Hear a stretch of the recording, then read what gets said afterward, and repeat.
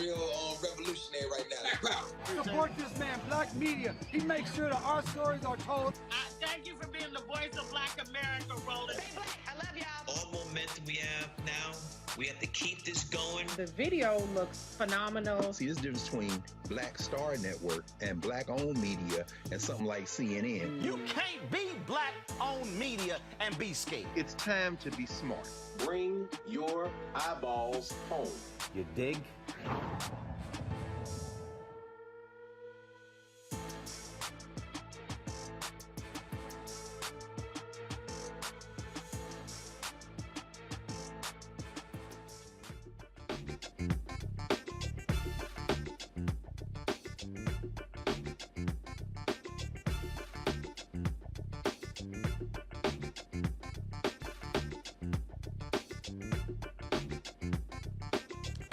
Today is Tuesday, April 5th, 2022. Coming up on Roland Martin Unfiltered on the Black Star Network, a majority black Tennessee town is fighting back against the state comptroller's financial takeover.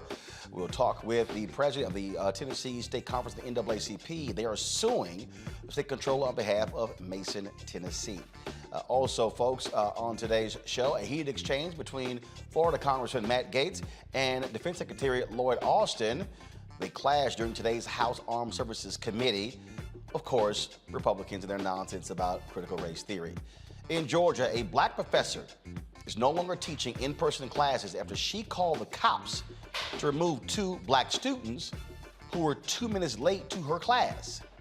It's also being called the largest settlement Georgia has paid out in about 30 years for the death of a black man, with those 2 stories out of Georgia. President Barack Obama was back at the White House today to celebrate the success of the Affordable Care Act. We'll show you what took place and the role of financial institutions in first dealing with the issue of slavery. The need for atonement was today's topic at the House Financial Services Committee hearing. We'll explore that with Reverend Mark Thompson, the senior advisor of the Institute of Politics and Policy. And in this week's Marketplace segment, a toy maker is doing what she can to make sure black beauty is represented. Folks, it's time to bring the funk. I'm Roland Martin Unfiltered on the Black Star Network. Let's go. He's got it. Whatever the biz, he's on it. Whatever it is, he's got the scoop, the fact, the find. And when it breaks, he's right on time and it's rolling. Best believe he's knowing. Putting it down from sports to news to politics. With entertainment just for kicks, he's rolling. It's on go, y'all. It's Roland Martin, yeah. Rolling with Roland now. He's funky, he's fresh, he's real, the best, you know he's Roland Martin now.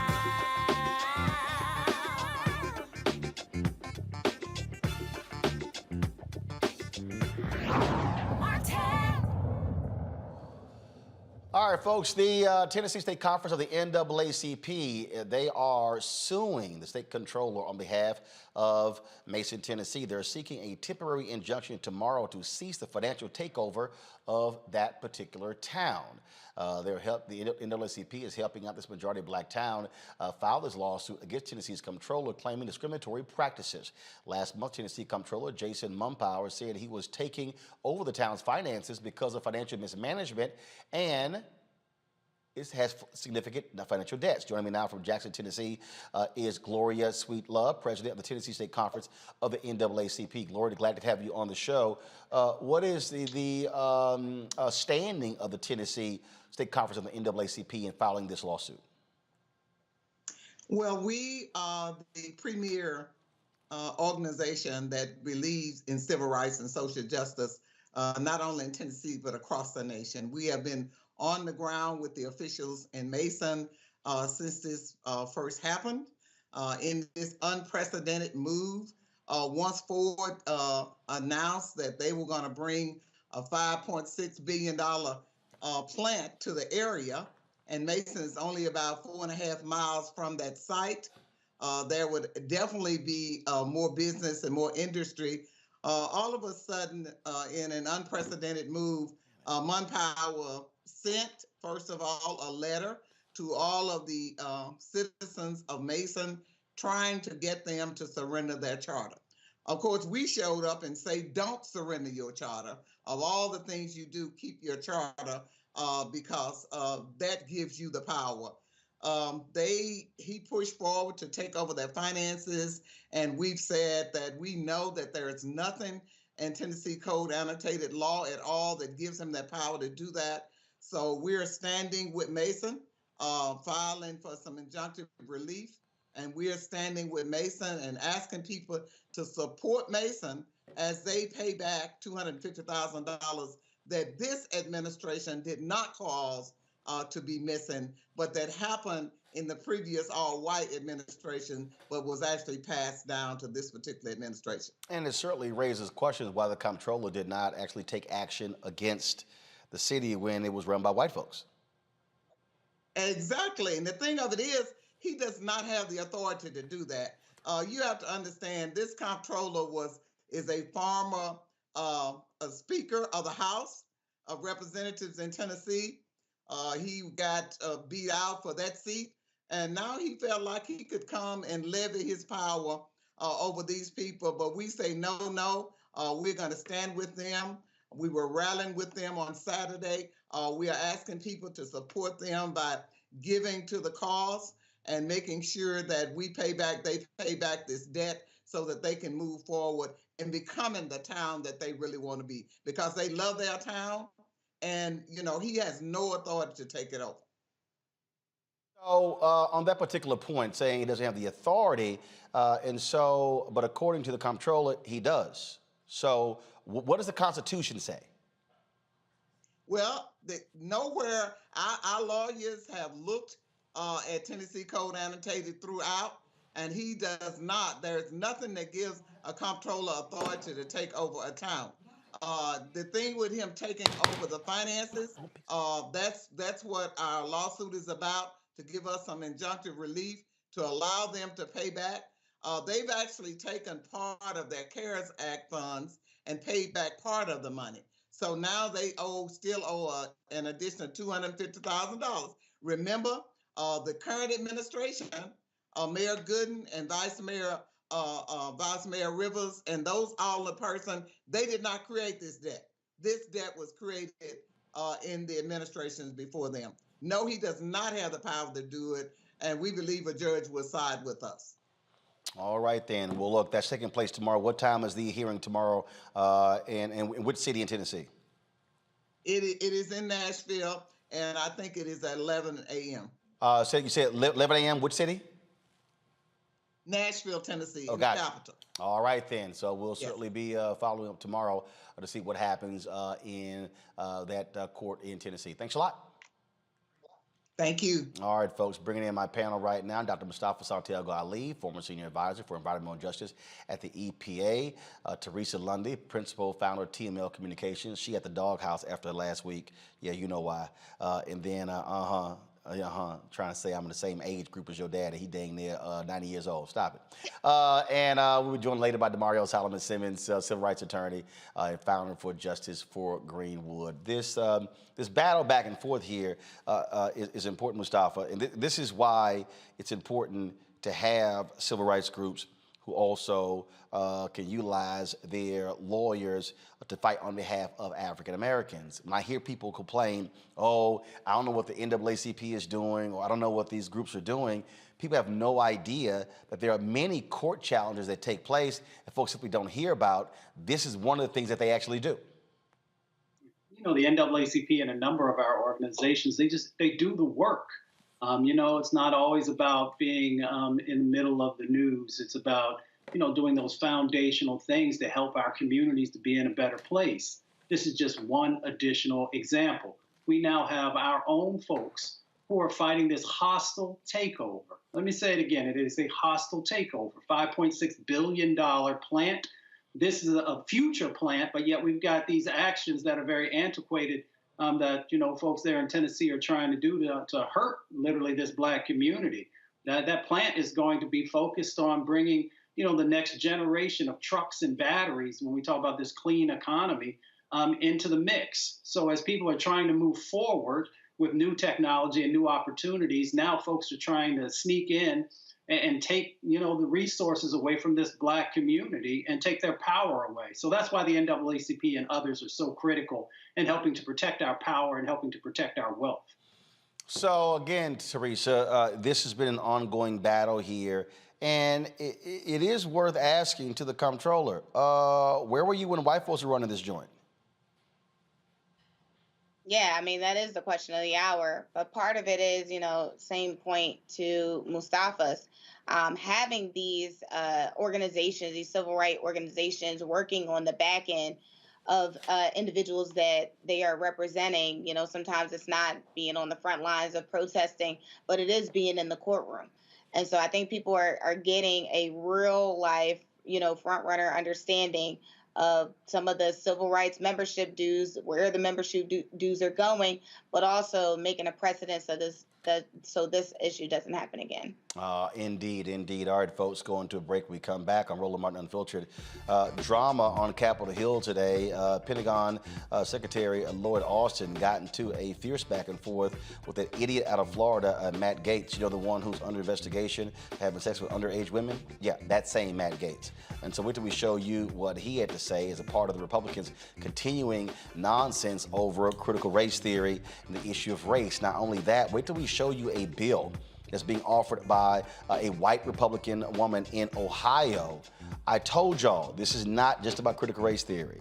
It's about 1619 Project. It's about diversity, equity, inclusion. So we're gonna show you that, and so to understand what's going on by white Republicans in the United States. You're watching Roland Martin Unfiltered right here on the Black Star Network. On the next Get Wealthy, did you know that the majority of households headed by African American women don't own a single share of stock? No wonder the wealth gap continues to widen. Next on Get Wealthy, you're going to hear from a woman who decided to change that. Have been blessed with good positions, good pay, but it wasn't until probably in the last couple of years that I really invested in myself to get knowledge about what I should be doing with that money and how to productively use it. Right here on Get Wealthy on Black Star Network. Pull up a chair, take your seat. The Black Tape with me, Dr. Greg Carr, here on the Black Star Network. Every week, we'll take a deeper dive into the world we're living in. Join the conversation only on the Black Star Network. Did you ever want to do a soap opera? I did it before, Another World. I did it years ago. With Joe Morgan Freeman, called Another World. It's the funk now, but that's how I started in TV. My first job. My very first TV job. Joe Morton and Morgan Freeman were on a soap opera? Together. Yes, Wow. I know. Oh, I loved it. I played a prostitute. I was real raw. My name was Lily Mason. I was a hoe on Tuesday, and then I owned the town 2 weeks later. That's how they do you. Right, that's how soap You know, operas. you evolve. Yeah. Right. So now I'm on this, but I'm rich right from Jump Street. So I'm loving it.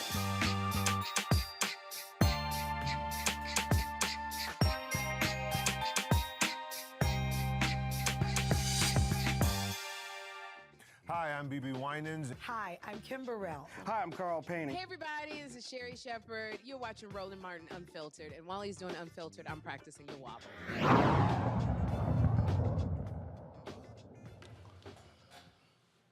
Today on Capitol Hill, Congressman Matt Gaetz of Florida showed his whole ass when he was questioning Pentagon Secretary Lloyd Austin. Folks, if you want to see Stuck on Stupid and what today's Republican Party looks like, watch this fool. Secretary Austin, why should American taxpayers fund lectures at the National Defense University that promote socialism as a strategy to combat China? It's the National Defense University is an academic institution, and I don't know of any such lecture. But well, that's surprising because it was widely reported. The National Defense University had Thomas Piketty come, and this was the title of his lecture, Responding to China, the Case for Global Justice and Democratic Socialism. So now that you know that they did this, would you agree that embracing socialism is not an effective strategy to combat China? Well, I certainly don't agree with embracing socialism. I think so that means I'm sorry. We're not going to do this. We're not going to let the guy say 4 words and still talk and then cut him off. We're just not. I control the time, Mr. Chairman. Yeah, but you also have to be fair to the witnesses. No, but I got the answer I wanted. I have a follow-up. My follow-up question is if we don't embrace it, then I guess why did the National Defense University put out a statement? Again, this is funded by U.S. taxpayers, saying in this talk, Mr. Piketty will argue that the right answer lies in ending Western arrogance and promoting a new emancipatory and egalitarian horizon on a global scale, a new form of democratic and participatory, ecological, and post-colonial socialism. So why would we invite people we don't agree with to evangelize views and values that we don't share at the National Defense University when we should be learning strategy about how to combat our enemies and make assessments that are accurate? And we do learn a lot about strategy and about the military and about joint force development, and so that is our focus in these institutions. I don't know what the context of this particular or content of this particular speech was. Mr. Secretary, I've shared with you the context. The context wasn't better understand socialism so we can defeat it. The context wasn't learn about it so that we can offer countermeasures. The concept was that it's time for socialism. And the reason I know that's the context is because the lecture was pulled from a book written by Thomas Piketty entitled Time for Socialism. And I just can't help but notice. And so your question was whether or not I control the time. Your question You guys have been was whether or not blowing we a lot of embrace calls socialism. lately on The matters answer of is no. strategy, Mr. Secretary. You guys told us that Russia couldn't lose. You told us that the Taliban couldn't immediately win. And so I guess I'm wondering, what in the $773 billion that you're requesting today is going to help you make assessments that are accurate in the face of so many blown calls?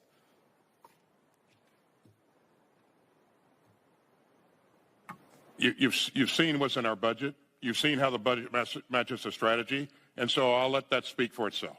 Well, I mean, I've also seen that we're behind, Mr. Secretary. We're behind in hypersonics. We failed to deter Russia. Last year, So what do you mean we're behind in hypersonics? How do you? Okay, who's ahead in hypersonics? How do you make that assessment? I don't know. I make that assessment because Is it China one is for one fielding aim for hypersonic development weapon of systems, hypersonics? and we are still developing them. I Are make you that talking about assessment because development Russia actually capability used or one. development of? By the way, your own people brief us that we are behind and that China is winning. Are you aware of the briefings we get on hypersonics? I am certainly aware of briefings that we provide to Congress. But it's not just the hypersonic. It's all over the world. It's in Taiwan, where China last year flew more sorties than ever before. It's North Korea, on pace to shatter prior records, the number of missiles that they are testing. And so while everyone else in the world seems to be developing capabilities and being more strategic, we got time to embrace critical race theory at West Point, to embrace socialism at the National Defense University, to do mandatory pronoun training. Do you assess?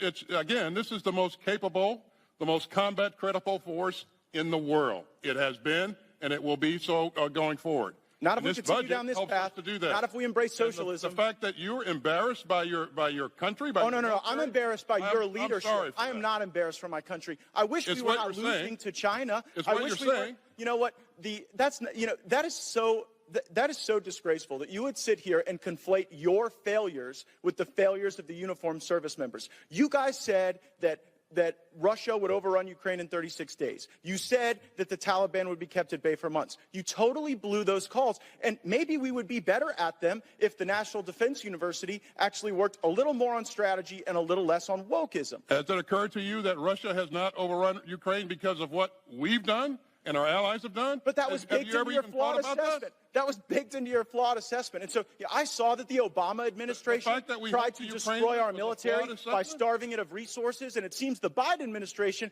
is trying to destroy our military by force-feeding it wokeism. I yield back. Folks, that whole display shows you how much of an ass Matt Gaetz is. But that's today's Republican Party. Take Ohio Representative Jean Schmidt. She has introduced House Bill 616 that is going to do this here. Says that school districts shall not select any textbook, instructional material, or academic curriculum that promotes any divisive or inherently racist concept described in Section 3313.6029 of the Revised Code. Check this out, y'all. As used in this section, divisive or inherently racist concepts include all of the following: critical race theory, intersectional theory, the 1619 Project, diversity, equity, and inclusion learning outcomes, inherited racial guilt, any other concept that the State Board of Education defines as divisive or inherently racist in accordance with rules adopted under Chapter 119 of the Revised Code. Now, again, what you're facing here, and what did I warn y'all from day one? I warned y'all. This had nothing to do with critical race theory.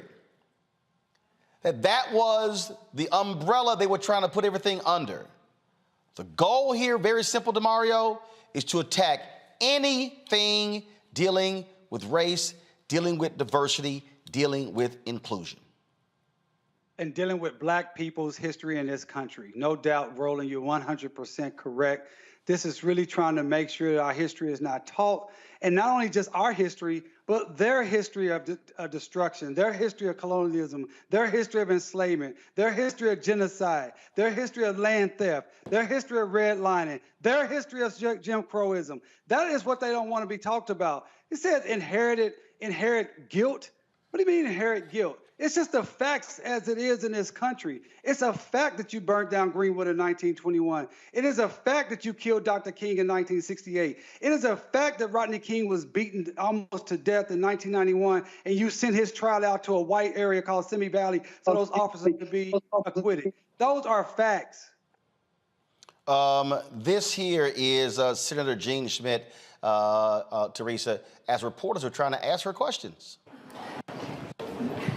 See, I've got to go to the Senate. Please don't harass me. Walk and talk and just explain it. No, I can't. Please. Why do you feel the need to introduce this here in Ohio? Why don't you want to talk about this bill that you are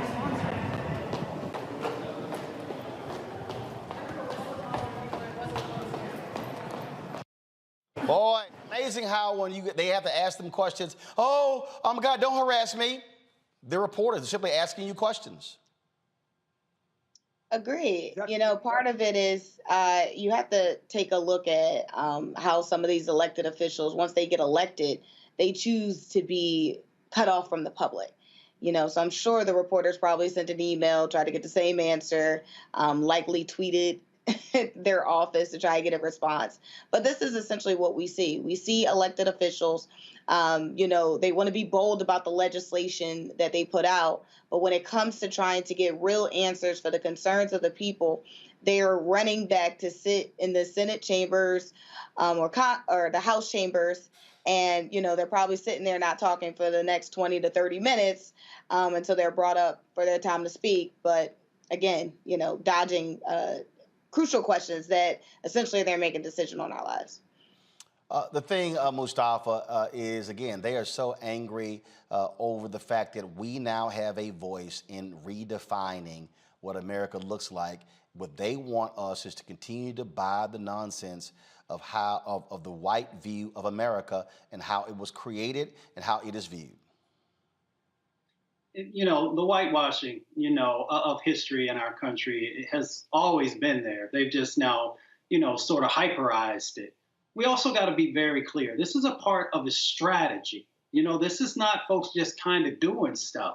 Folks understand that Ohio is going to be critical in 2022 and 2024. And, you know, we have to just understand that individuals, these elected officials, are trying to find leverage or actually trying to, you know, build these things between communities so that they can win votes. And that's just what a part of this is about. The other part of it is we just need to call out the fact that Secretary Austin is a member. He's one of the folks with that real high integrity in who they are and how they conduct themselves. And Matt Gaetz, you know, he's up for, or he's being investigated because of, you know, sleeping with a minor. So we just need to call out the fact that those two different dynamics that you saw when he was being, you know, questioned there on Capitol Hill. You know, the two different types of men and how they've led their lives and the value that we should place in, you know, what's going on in that space. Well, we just have to understand the war that we're engaged in, and this is why, DeMario, my book White Fear is dropping in September, because this is precisely what I'm talking about. This is absolute white fear run amok, and them using their political power. Yeah, and as a former state lobbyist for a progressive institute here in Oklahoma, I know what's going on here. You have these bills that are already templates that are drafted by places like ALEC. They give these particular legislators the bill, and they run on it. And as we just stated, they use this for votes. They are afraid of losing power. They're afraid of losing the ability to be over everything, to take everything for themselves and for their community. That includes monetary power, voting power, economic power, and also the mind educational power. You know, Dr. Carter G. Woodson told us, if you control a man's thoughts, you don't have to worry about his actions. And that's what they're trying to do here. They're trying to control the thoughts of Americans about the true history of this country. It's distasteful, it's disgusting, but it's par for the course. This is what America has always been about.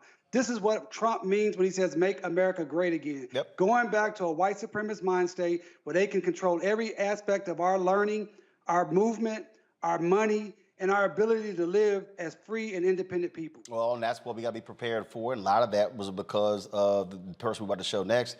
When he was elected, that's President Barack Obama. He was at the White House today for a celebration of the Affordable Care Act and the changes the Biden-Harris administration is making to it. And so here is what took place today when President Barack Obama had sort of a homecoming with his VP Biden at the White House.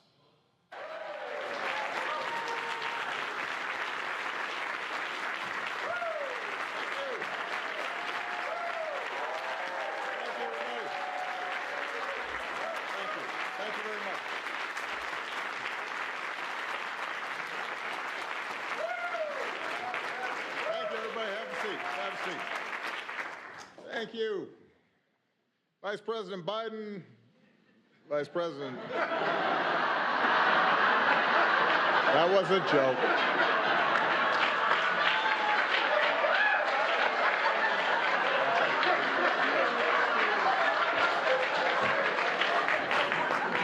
That was all set up. My president, Joe Biden, Vice President Harris.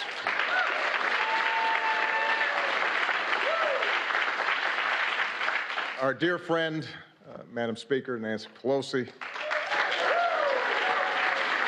all the members of Congress who are in attendance today, the members of Cabinet, it is good to be back in the White House. It's been a while. I confess, I heard some changes have been made by the current president since I was last here. Apparently, Secret Service agents have to wear aviator glasses now. The Navy mess has been replaced by a Baskin-Robbins. And there's a cat running around, which I guarantee you Bo and Sonny would have been very unhappy about. But coming back, even if I have to wear a tie, which I very rarely do these days, gives me a chance to visit with some of the incredible people who serve this White House and who serve this country every single day. A lot of times out of the limelight. They make this government function, and they help people in ways big and small. And from the outside, sometimes people don't understand just how grueling this is and how many sacrifices people make. Because those of us who are in front of the cameras oftentimes get the credit. But it's a lot of people who are devoted day in, day out to making this country better that matter, and a lot of them are represented here. And that's not just in the West Wing, by the way. It's also in the residence. There were a lot of people who looked after our families that I will always be grateful to. So it's wonderful to be back to say thank you to all of you. But most of all, coming back here gives me a chance to say thank you and spend some time with an extraordinary friend and partner who was by my side for 8 years. And Joe Biden and I did a lot together.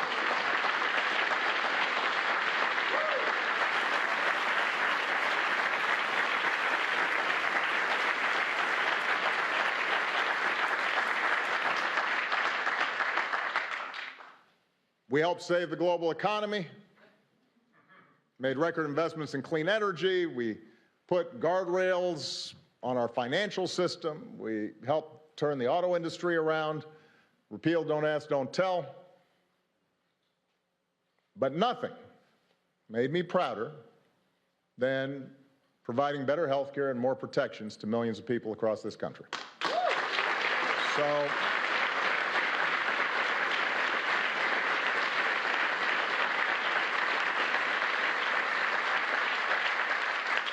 So when President Biden said he was not going to just celebrate the ACA, but also announce actions that would make it even better, I had to show up.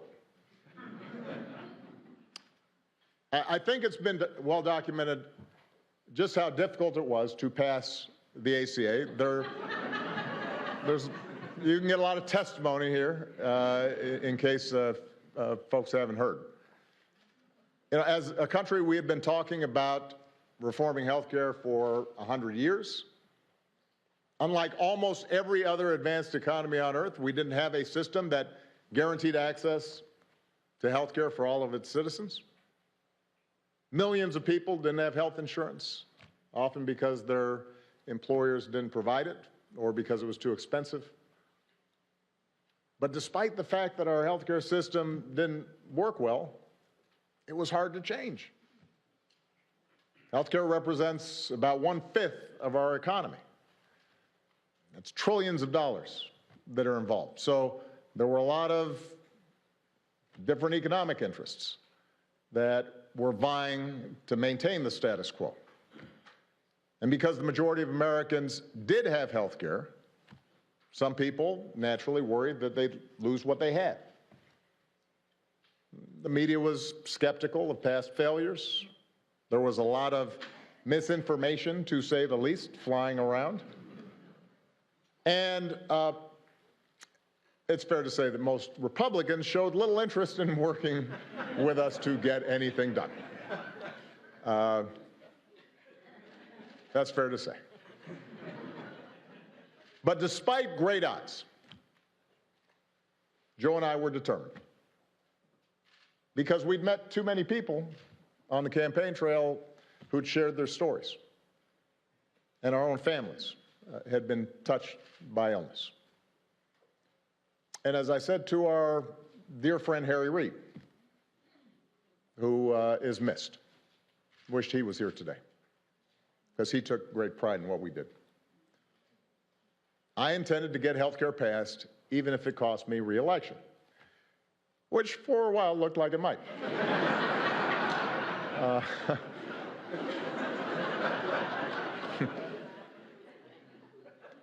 But for all of us, for Joe, for Harry, for Nancy Pelosi, for others, the ACA was an example of why you run for office in the first place, why all of you sign up for doing jobs that pay you less than you could make someplace else, why you're away from home sometimes and you miss some soccer practices or some dance recitals.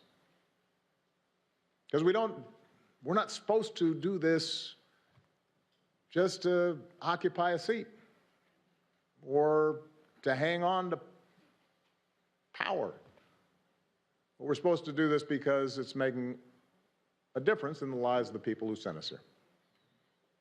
And because of so many people, including a lot of people who are here today, made enormous sacrifices. Because members of Congress took courageous votes, including some who knew that their vote would likely cost them their seat. Because of the incredible leadership of Nancy and Harry, we got the ACA across the finish line together.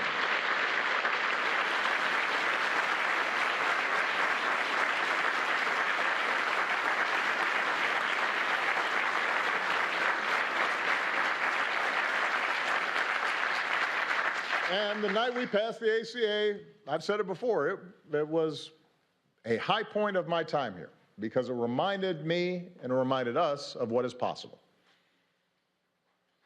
But, of course, our work was not finished.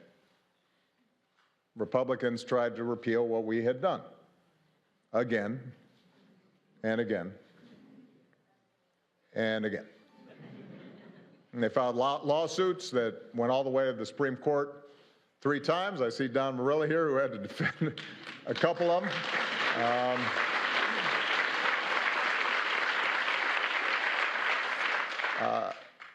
They tried explicitly to make it harder for people to sign up for coverage. And let's face it, it didn't help that when we first rolled out the ACA, the website didn't work.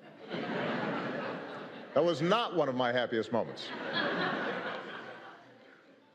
So given all the noise and the controversy and the skepticism, it took a while for the American people to understand what we had done. But lo and behold, a little later than I'd expected, a lot of folks, including many who had initially opposed health care reform, came around.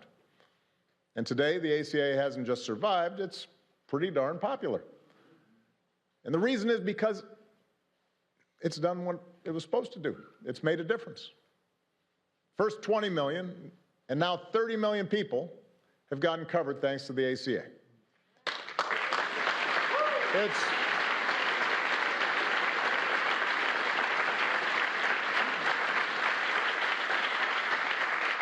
It's prevented insurance companies from denying people coverage based on a pre-existing condition. It's lowered prescription drug costs for 12 million seniors. It's allowed young people to stay on their parents' plan until they're 26. It's eliminated lifetime limits on benefits that often put people in a jam. So we are incredibly proud of that work. But the reason we're here today is because President Biden, Vice President Harris, everybody who's worked on this thing understood from the start that the ACA wasn't perfect. To get the bill passed, we had to make compromises. We didn't get everything we wanted. That wasn't a reason not to do it. If you can get millions of people health coverage and better protection, it is, to quote a famous American, a pretty big deal.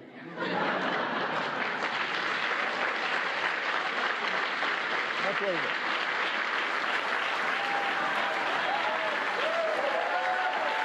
Big deal.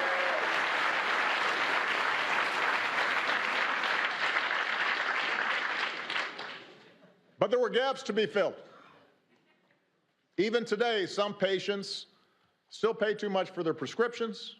Some poor Americans are still falling through the cracks. In some cases, healthcare subsidies aren't where we want them to be, which means that some working families are still having trouble paying for their coverage. Here's the thing, that's not unusual when we make major progress in this country. The original Social Security Act left out entire categories of people, like domestic workers and farm workers. That had to be changed. In the beginning, Medicare didn't provide all the benefits that it does today. That had to be changed. Throughout history, what you see is that it's important to get something started, to plant a flag, to lay a foundation for further progress. The analogy I've used about the ACA before is that in the same way that was true for early forms of Social Security and Medicare, it was a starter home. It secured the principle of universal health care, provided help immediately to families, but it required us to continually build on it and make it better. And President Biden understands that, and that's what he's done since the day he took office. As part of the American Rescue Plan, he lowered the cost of health care even further for millions of people. He made signing up easier, made outreach to those who didn't know they could get covered, make sure that they knew, made that a priority. And as a result of these actions, he helped a record 14.5 million Americans get covered during the most recent enrollment period.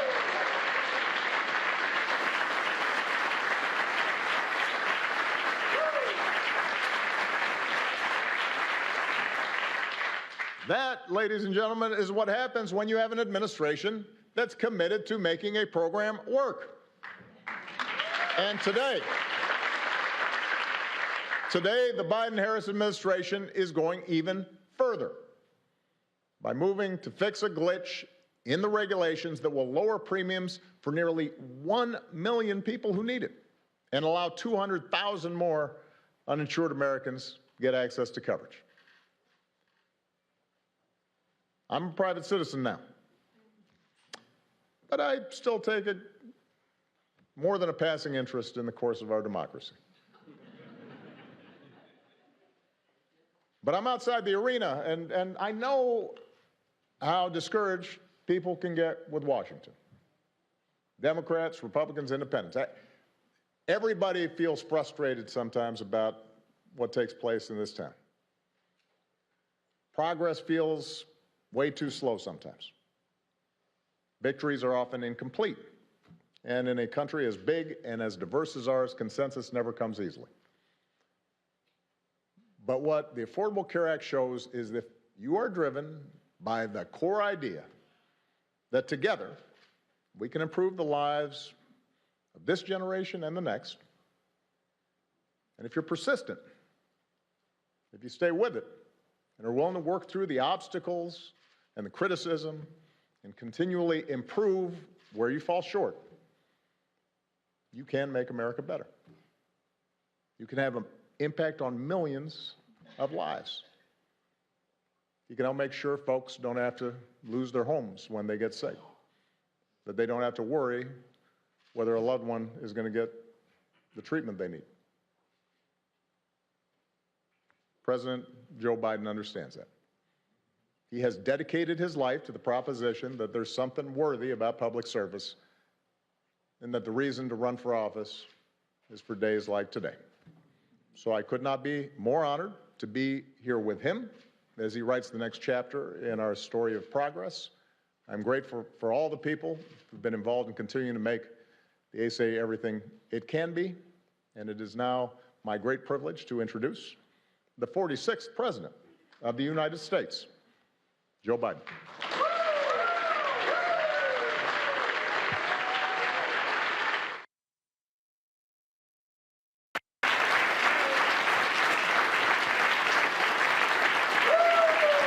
Thank you.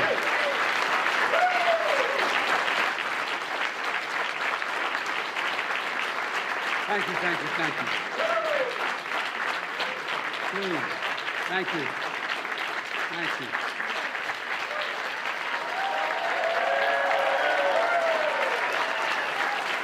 Thank you, thank you, sir. Please.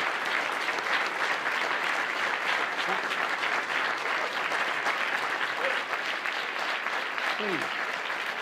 Thank you.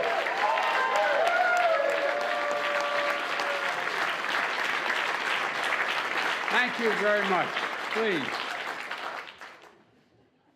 My name is Joe Biden. I'm Barack Obama's Vice President. And I'm Jill Biden's husband. By the way, the only reason Jill's not here today, she's working. She's teaching. And so I just want you to know that's why she's not here. Good afternoon, everyone. Mr. President, welcome back to the White House, man. Feels like the good old days. Being here with you brings back so many good memories. We just had lunch together, and we weren't sure who was supposed to sit where. Look, it's fitting that the first time you return to the White House is to celebrate a law that's transforming millions of lives because of you. And I say because of you. We had a lot of help, the staff, and I helped a little bit, but it's because of you. A law that shows hope leads to change. And you did that. You did it. Let's be honest. The Affordable Care Act has been called a lot of things, but Obamacare is the most fitting. Obamacare. True.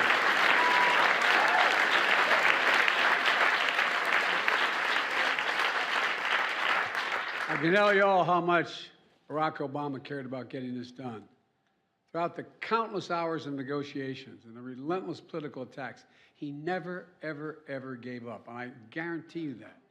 If I had time, I could tell you all the times when he'd say, should we compromise, should we do? And I'd say, well, we ought to think about it. No, if I do that, then so-and-so won't get covered. This group of people won't get covered. Whether it was after meeting during our weekly lunch, and we met every single day, he'd remind me of why we're doing this in the first place. We're doing this in the first place for people who needed it and deserve to be treated with dignity.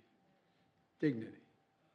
The idea that when you can't afford health insurance for your children, for your spouse, male or female, it doesn't matter. Not only are they in trouble, but you're deprived of your dignity. Barack, you talked about the idea that it was important that we make sure that you couldn't outrun your insurance. I can remember there with Bo, thinking to myself, what would I do if they walked in and said, you've outrun your time here? And there were still 35 days to live. The things that change people's lives. We both understood the Affordable Care Act wasn't about a single president or the presidency. It was about the countless Americans lying in bed at night, staring at the ceiling, wondering, my God, what if I get really sick? What am I going to do? What is my family going to do? Will I lose the house? Discussions we had in my house with my dad when he lost his health insurance. Who's going to pay for it? Who's going to take care of my family? You know, in America, healthcare, as we all three said, will have now said, healthcare should be a right, not a privilege. And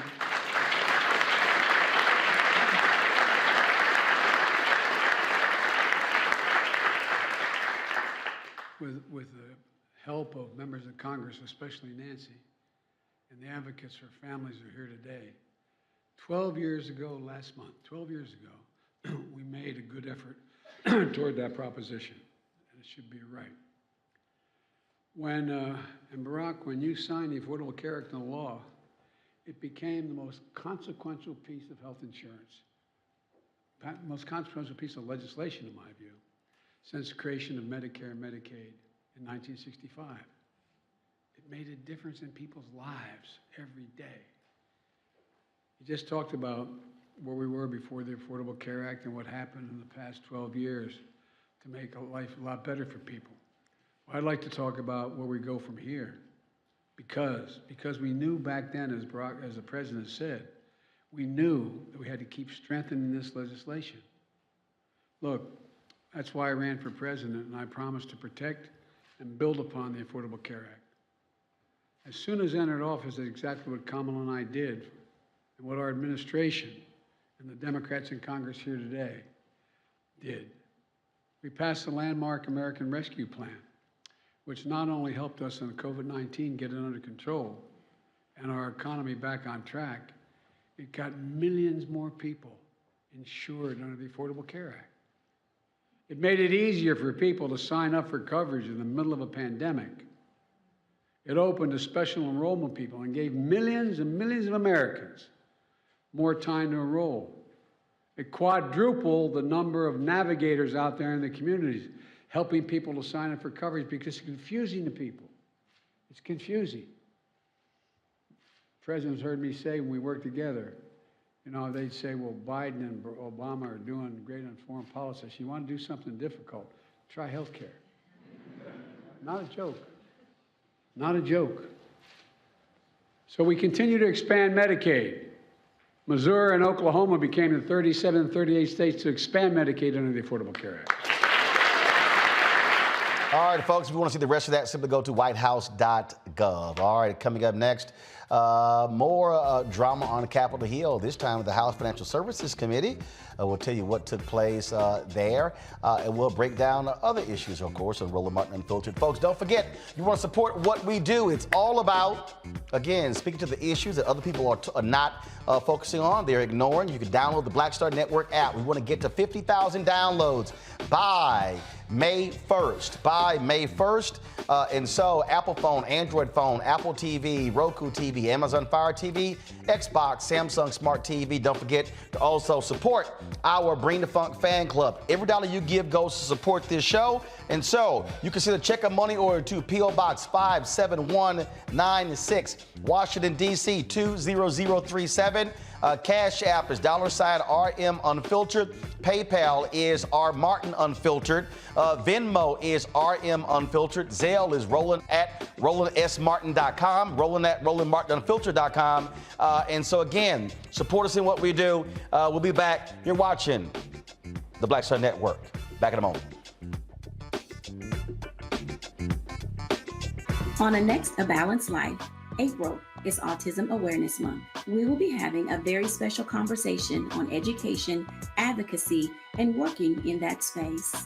Whether you have a child on the spectrum or not, this is a space for you. This is a conversation you don't want to miss. Join me, Dr. Jackie, on A Balanced Life on Black Star Network.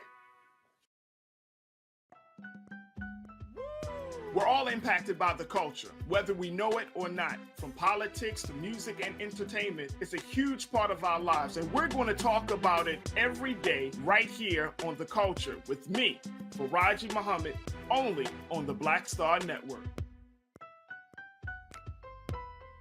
What's going on? This is Tobias Trevelyan. Hey, I'm Amber Stevens-West. Yo, what up, y'all? This is Jay Ellis, and you're watching Roland Martin Unfiltered.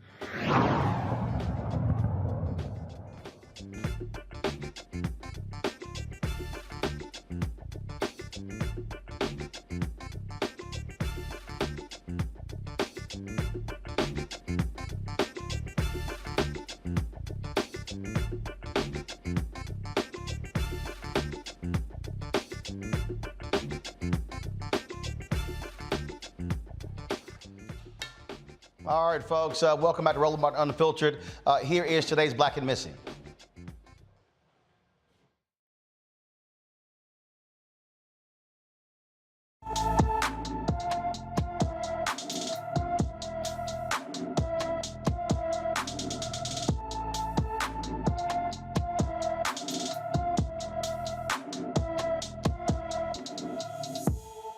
All right, folks, Alicia Aaliyah Bryant has been missing from Sacramento, California since March 21st.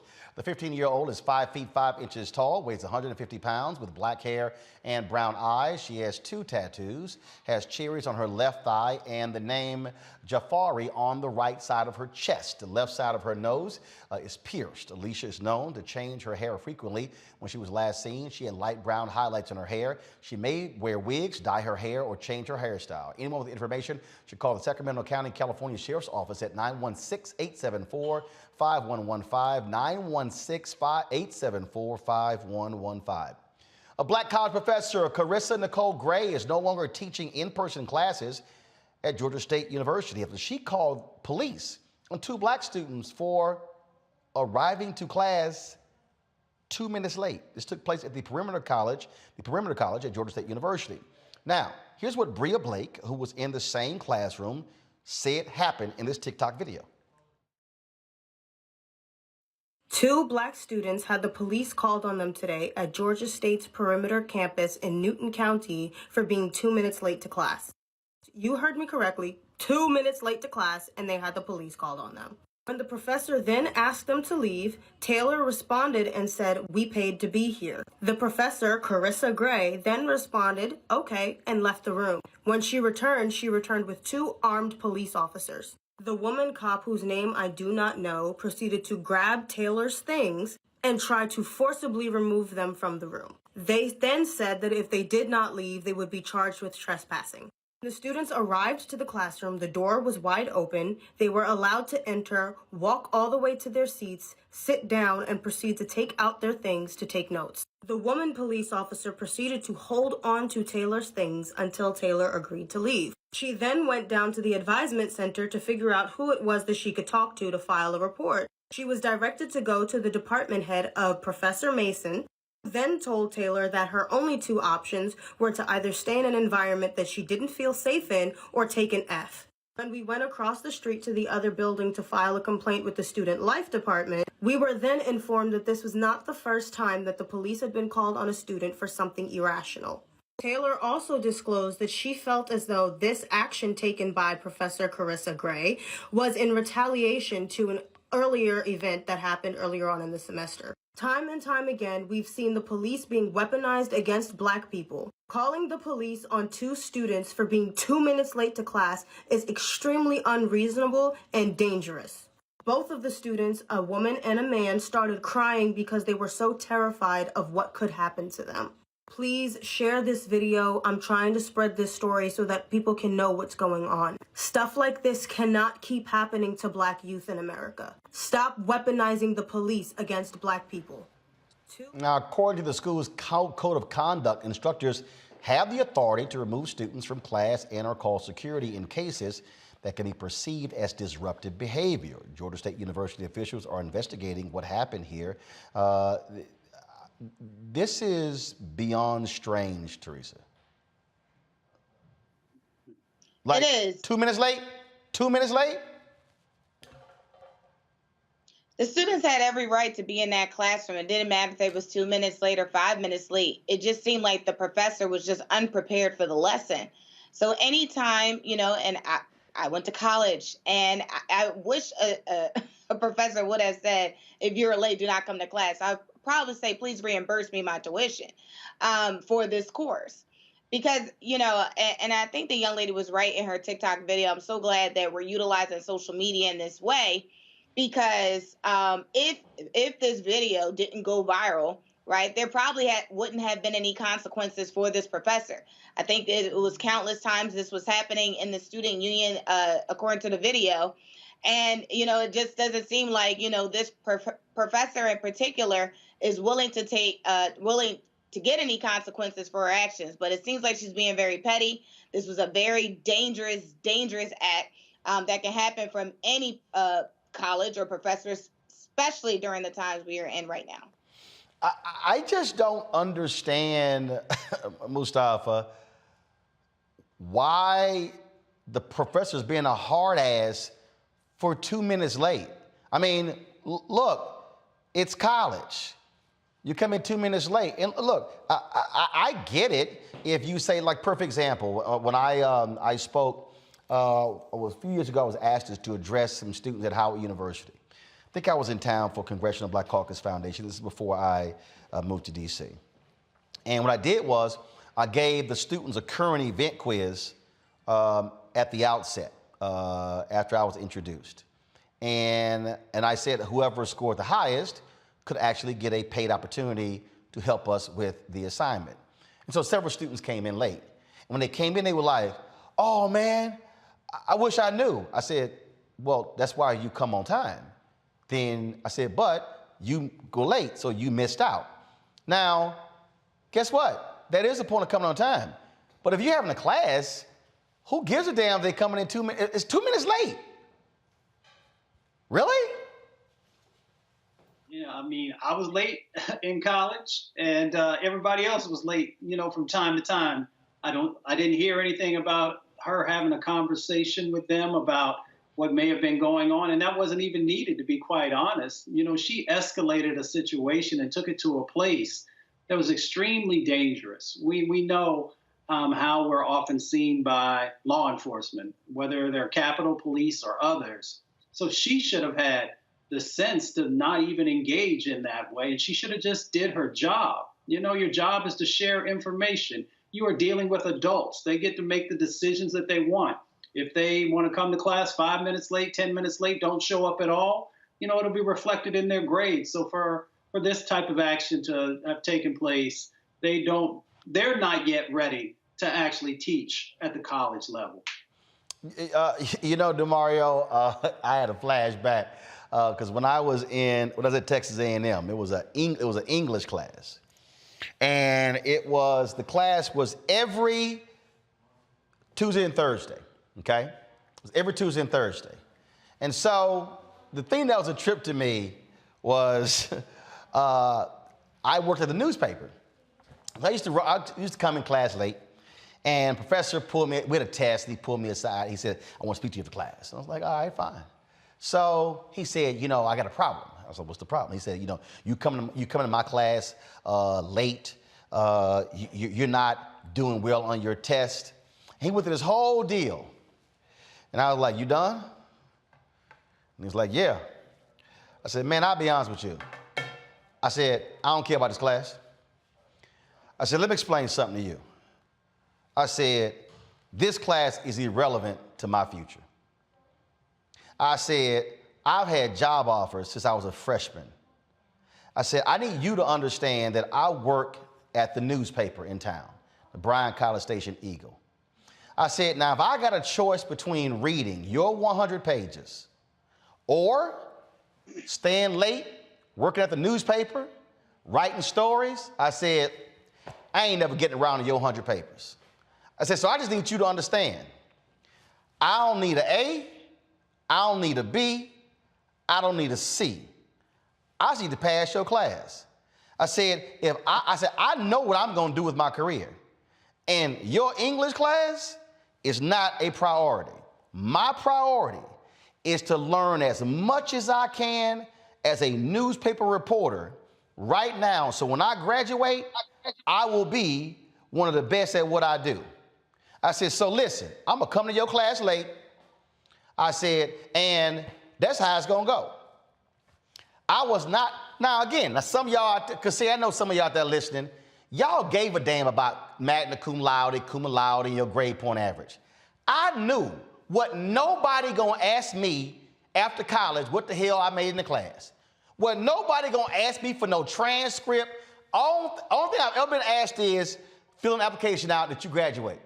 That's it. And matter of fact, I haven't even been asked that question since my second job. And that was 1993.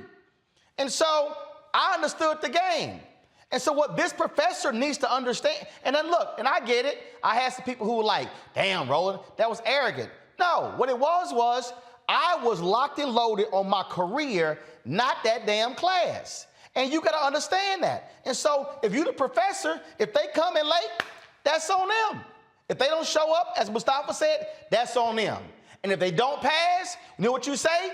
Should have came on time, should have skipped my class. Next. You don't call the damn cops.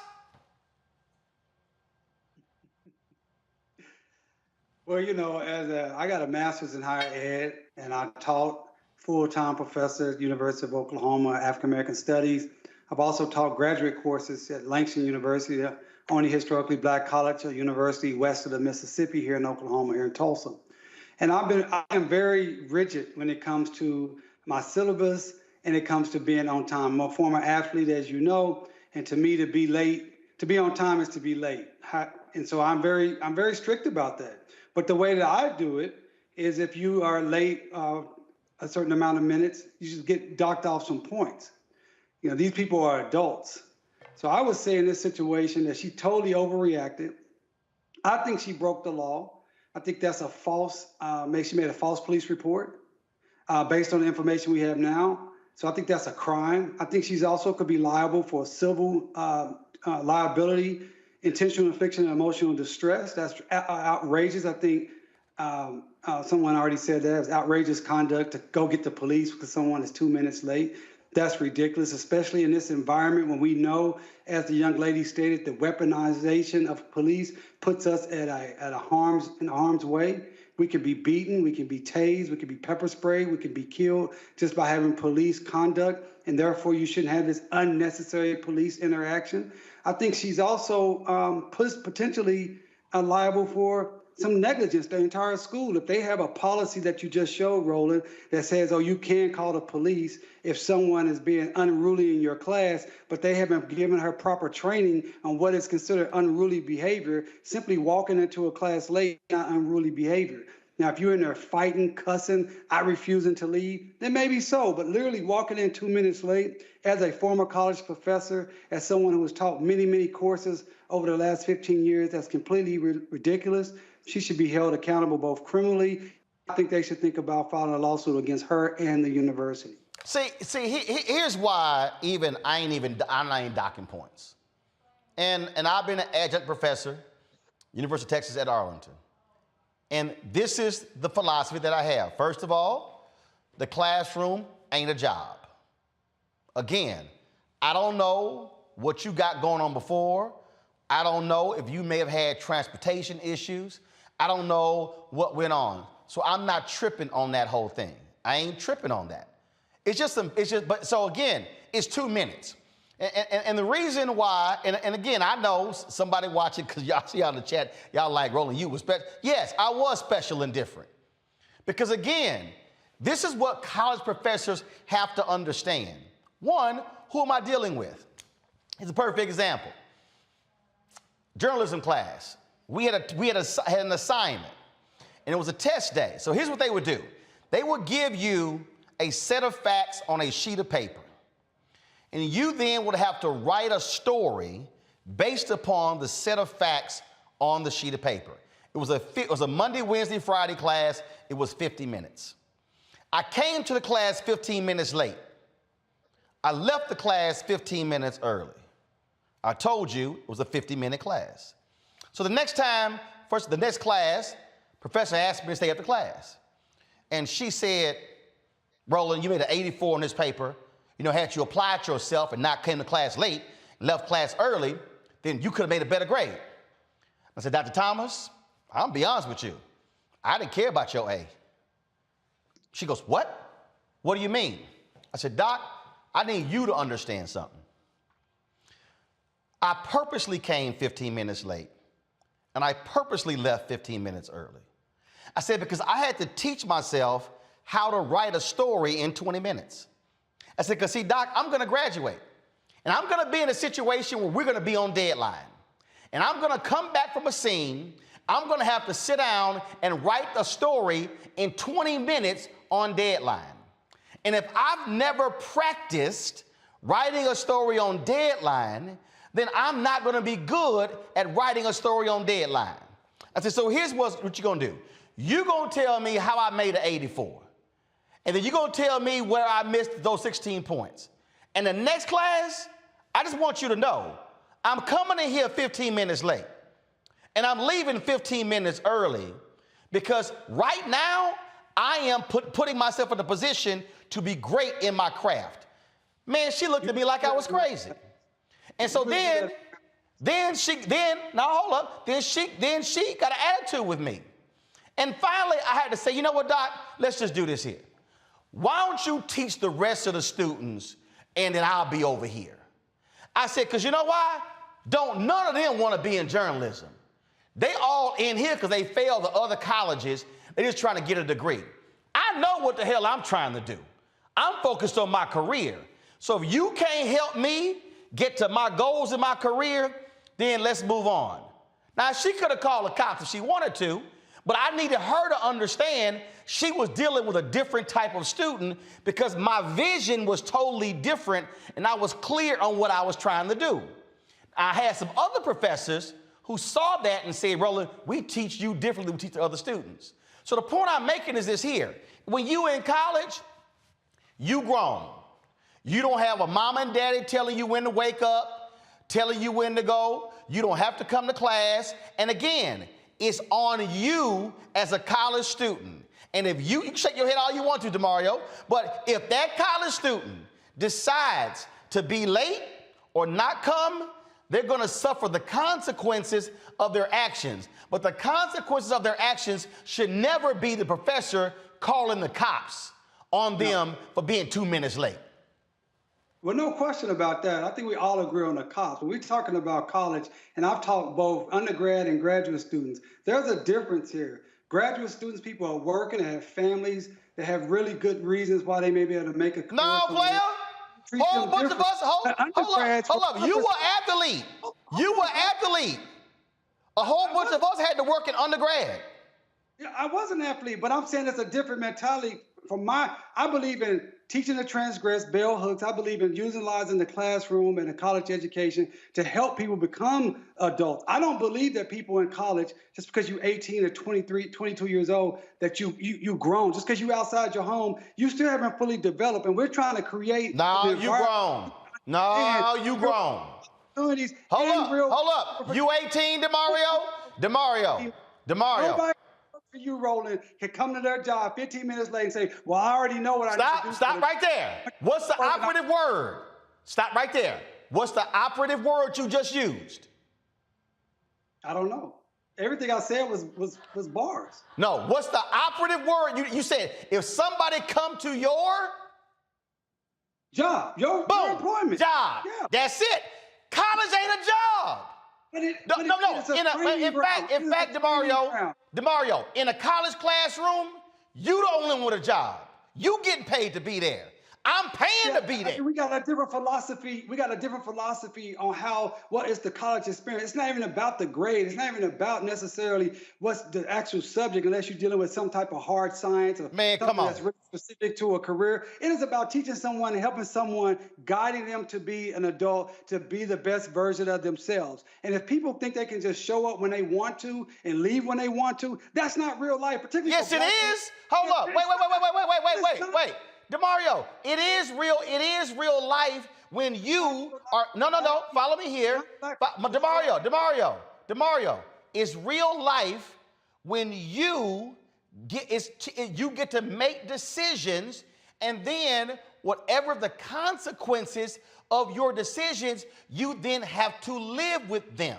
See, that's the whole point. So, no. See, at some point, and I'm going to put Mustafa and Teresa in here, at some point, we've got to accept the reality that when you are no longer in high school, it does change. You no longer have your mama and daddy saying, get your butt up, the school bus is going to be here, or I'm coming back in 20 minutes and I'm dropping you off. No, you have to get yourself up. You have to feed yourself. You got to get there. And what I'm saying is, if that person chooses to come in late, that's on them.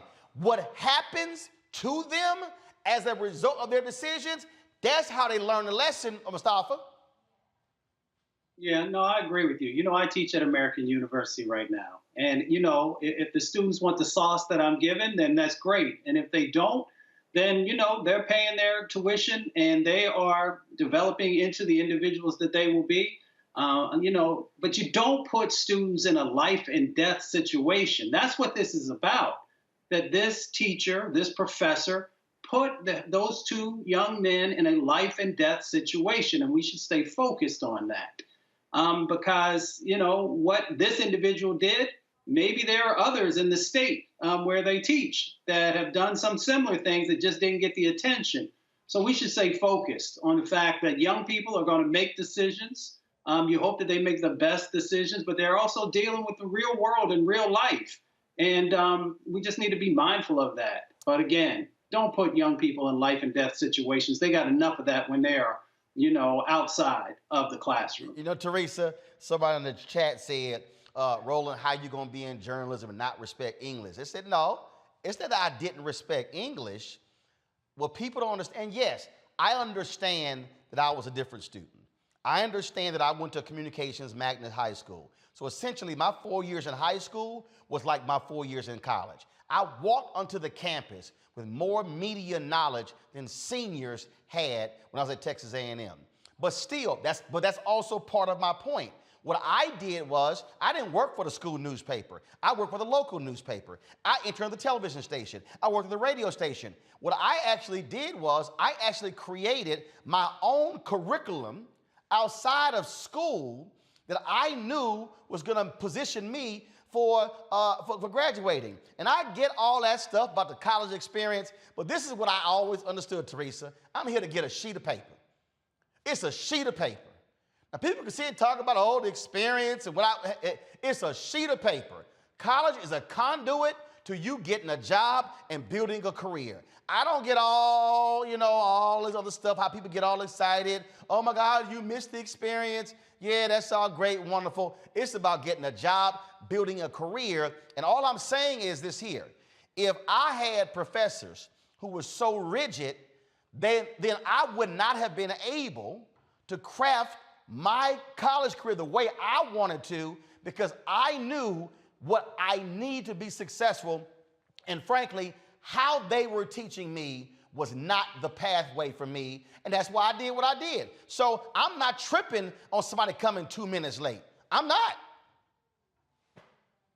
Yeah, you're absolutely right. There's not a particular way to have a college experience. I know mine, because I did a dual transfer situation. I had to work full time and then I went to school twice a week, but I still earned that same white paper, that bachelor's degree that is sitting on my wall. But it was a struggle. So I think if this professor, and particularly, you know, had an issue with students showing up to class late, then there should have been a policy inside of her syllabus that says if you come more than 20 minutes, 20 to 30 minutes to my class late, then you are subject to, you know, be asked to leave.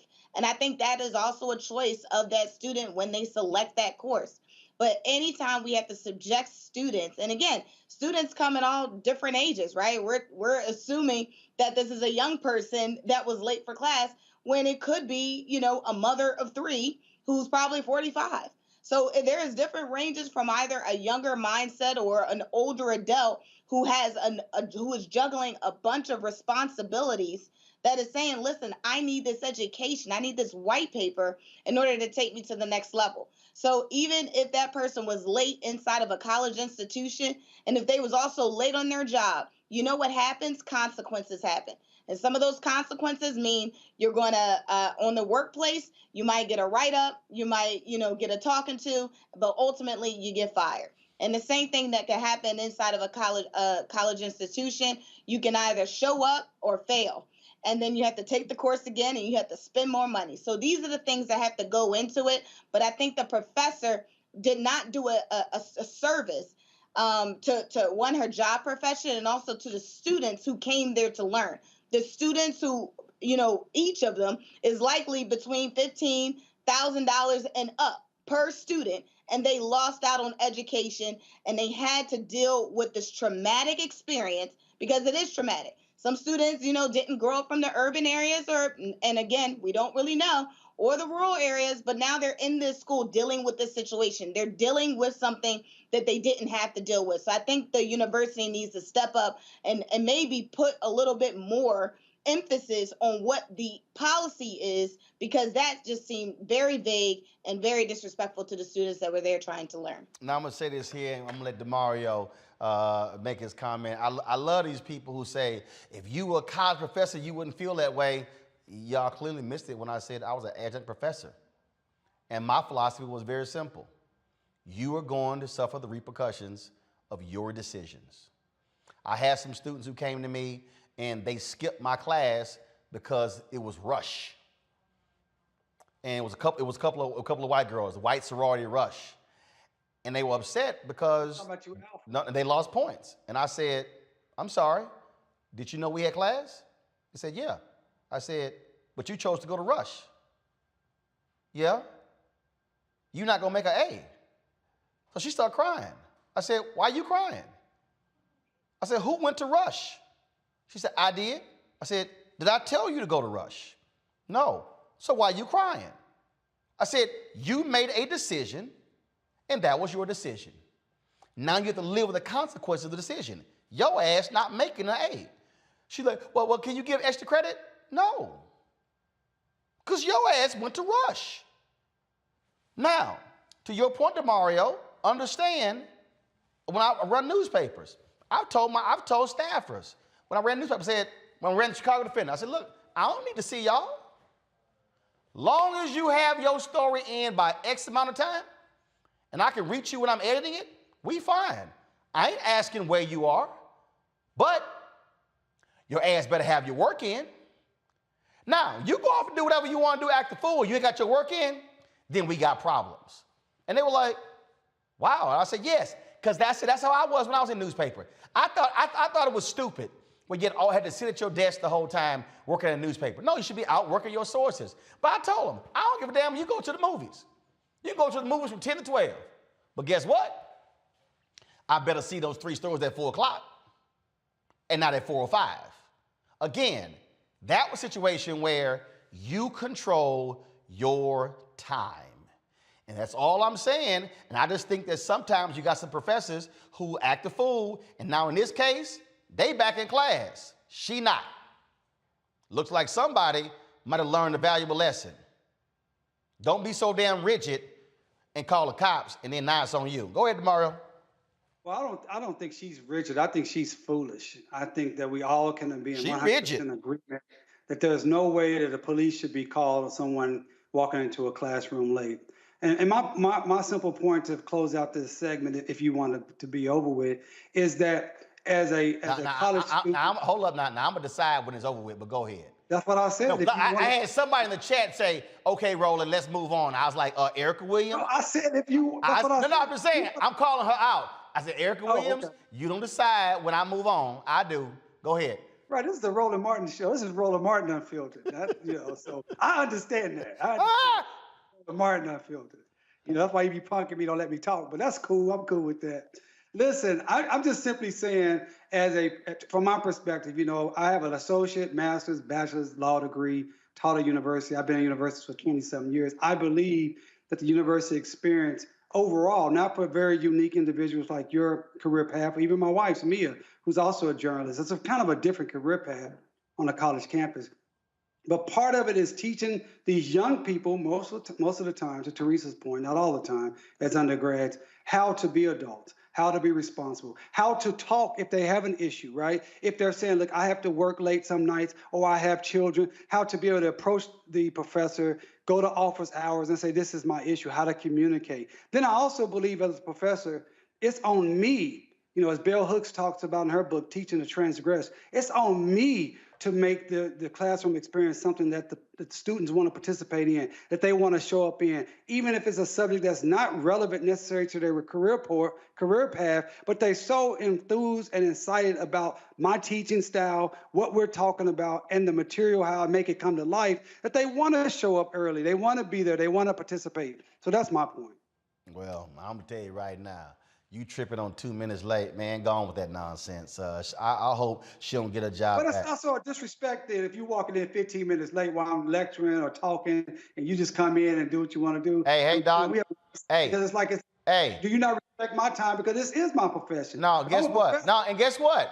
If I walk in 15 minutes late, your ass keep talking. Yeah, that's disrespectful. No, it's not. See, I had stuff to do. I'm coming out of an athletic background. You walk into practice 15 minutes late, you're going to run. Hey, guess what? We ain't talking. Hold up. Do you want me to pull up Allen Iverson? We talking practice. Not the game. Practice. Not the game. Practice. I'm with Allen Iverson. Do you know what college was? Practice. Do you know what I was preparing for? The game. So you're right. When I walked in 15 minutes late, that shit was practice. And it wasn't even a journalism class. It was a non-journalism class. So I'm telling you right now. You're a one-off. Hey, guess what? Black network. You're the only brother in America has its own black network that's really black-owned, preaching, putting forth black perspective throughout the nation. So you're an exceptional. No, hold up. Before I did all that. And Mustafa, I'm talking about the regular students. Well, guess what? Before I did that, that was a reason I got promoted 3 times in the first year and a half I was in the business. That was a reason 7 months into the business, I was on the team Recover the Republican National Convention when some folks waited 10 years. That was a reason on the second job that I was sent to the Alfred P. Murrah Federal Building when it blew up in Oklahoma City. And I was, again, 2 years out of college. Do you know why all that happened? Because I walked in 15 minutes late and kept my ass at that newspaper working late that particular night. So guess what? You damn right. I walked in 15 minutes late and it paid off. That's the whole point. I had a game plan because it wasn't practice. It was the game. Got it? All right, I'm going to a break. I'm going to holler at Mark Thompson next about what took place at the House Special Services Committee today dealing with the issue of slavery. You're watching Roland Martin Unfiltered on the Black Star Network. Damn it.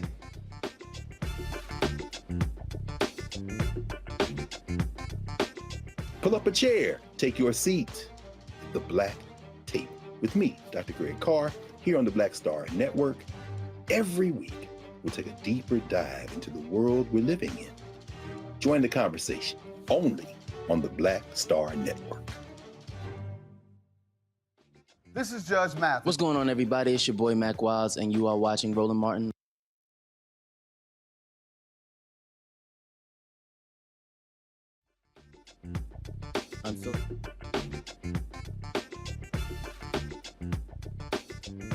All right, y'all. Today, the House Financial Services Subcommittee on Oversight, folks, and Investigations, they held a hearing called An Enduring Legacy, the Role of Financial Institutions in the Horrors of Slavery and the Need for Atonement, to examine the role of financial institutions in the practice of slavery in the United States. Reverend Mark Thompson, the Senior Advisor at the Institute for Politics, Policy, and History, the host of Make It Plain, joined us from Martinsburg, West Virginia. So, Mark, first of all, y'all got video of the hearing? We ain't got no video to hearing. So how we talking about what took place in the hearing? Well, in fairness, Roland, to you, Mark, go ahead. Well, no. In fairness to your team, the hearing had started. It lasted for about 20 minutes, and then they had a 3-hour recess.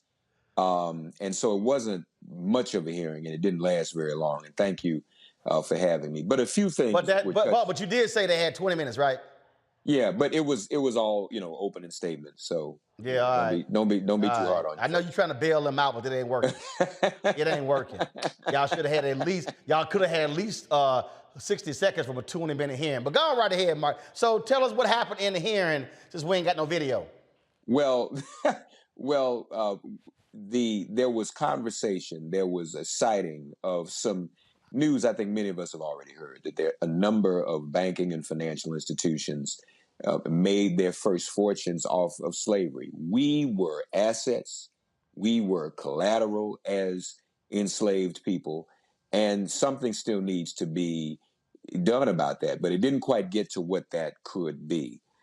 H.R. 40 did come up because H.R. 40 would establish a commission to determine what types of forms reparations would take.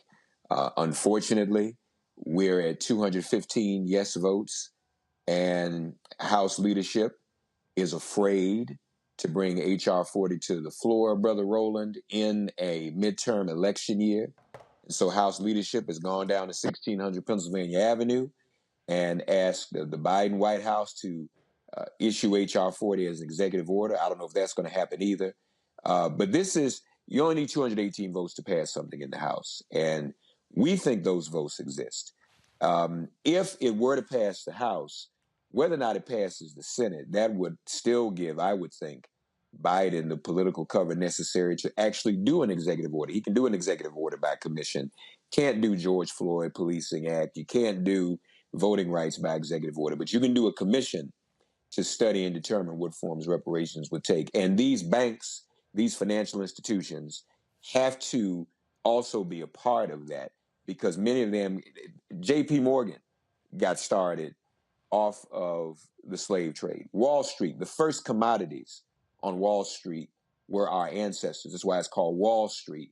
Our ancestors built a wall so as not to offend the sensibility of Lower Manhattan's white and Dutch residents when the auctions were taking place. That's why it's called Wall Street.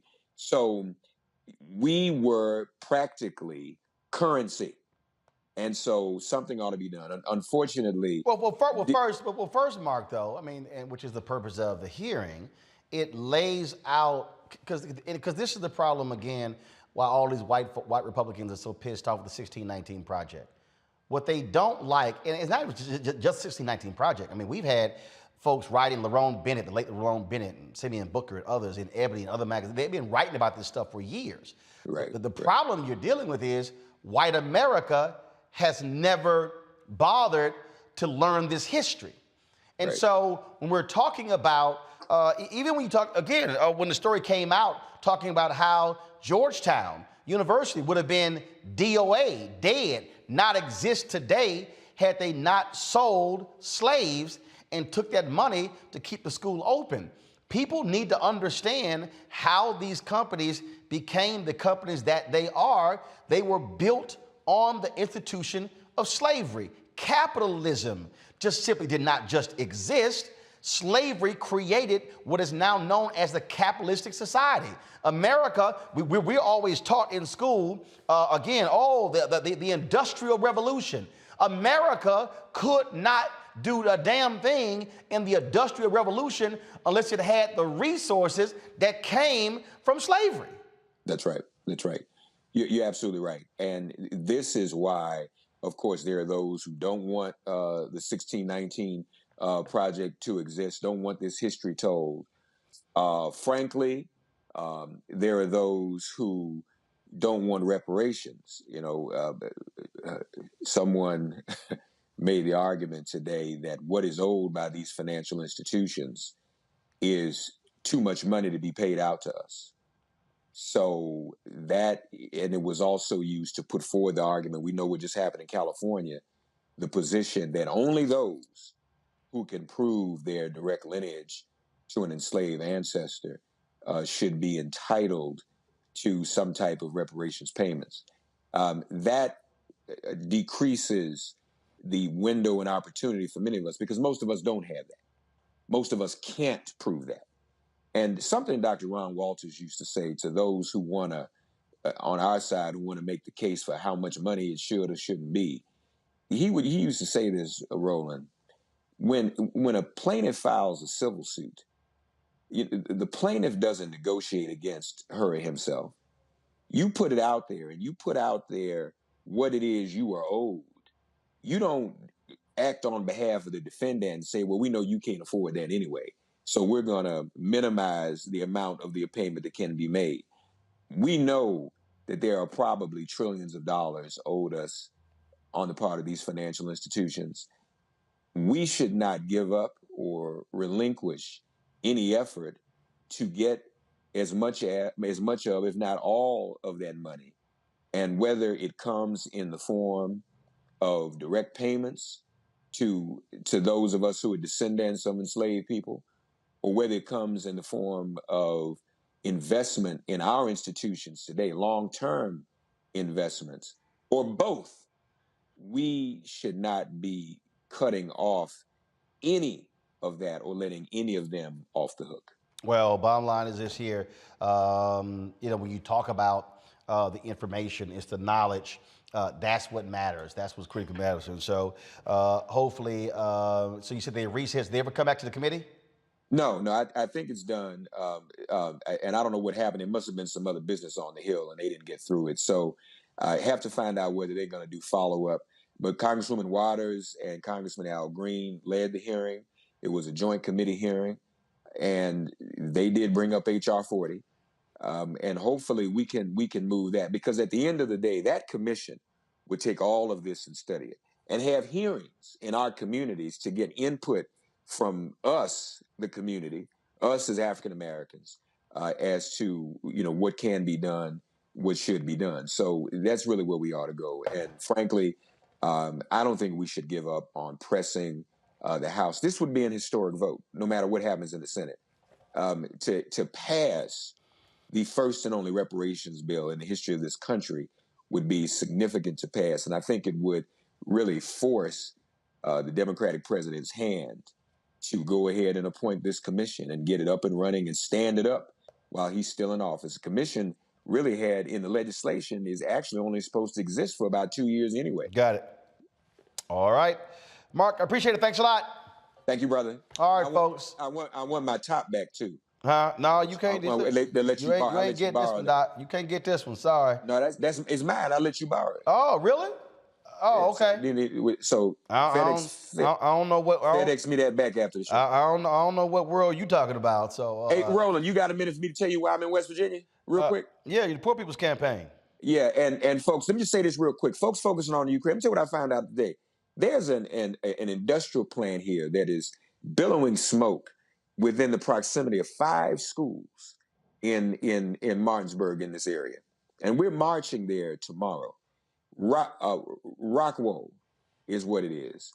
And they are one of the only companies, people focus on the Ukraine, Roland, they're one of the only companies that still does business with Russia when everybody else is obeying the sanctions and has stopped business with Russia. Joe Manchin is complicit in that.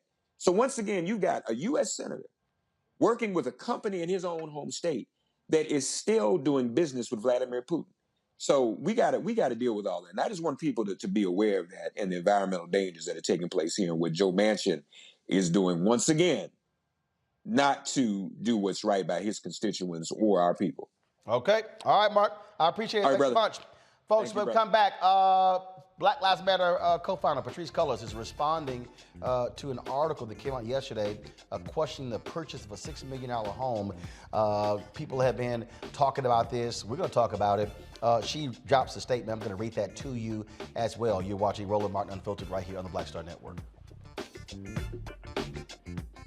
On the next A Balanced Life, April is Autism Awareness Month. We will be having a very special conversation on education, advocacy, and working in that space.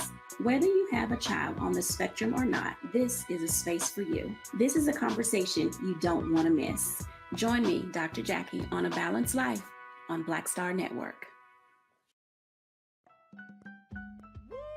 We're all impacted by the culture, whether we know it or not. From politics to music and entertainment, it's a huge part of our lives, and we're going to talk about it every day right here on The Culture with me, Faraji Muhammad, only on the Black Star Network.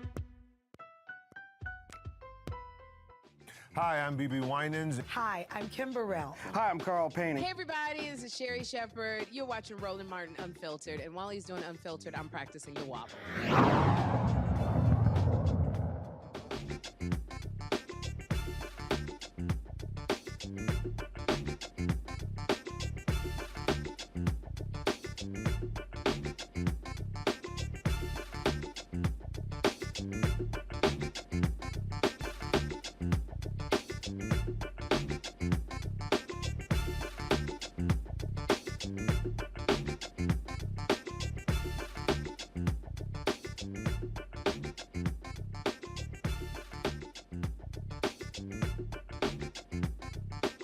All right, folks.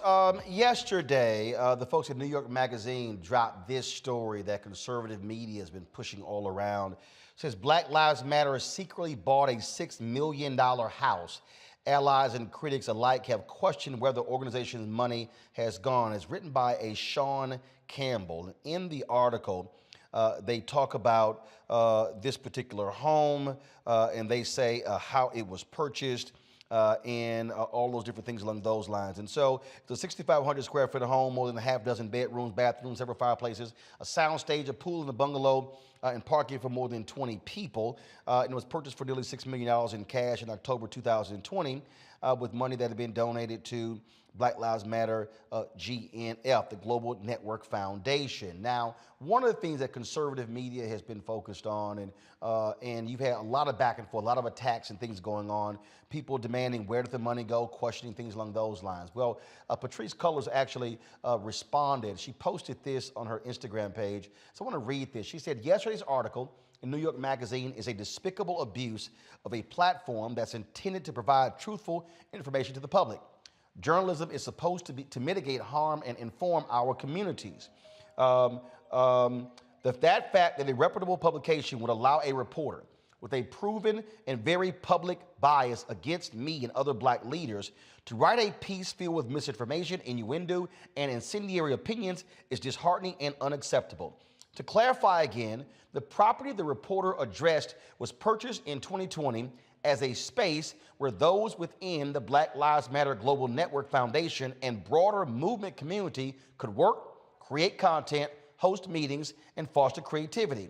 Although I cannot speak to how BLM GNF uses the property currently, as I left the organization last year in May, it was purchased to be a safe space for black people in the community. The reason it wasn't announced prior is not nefarious as the headline infers. The property needed repairs and renovation. I do not own the property.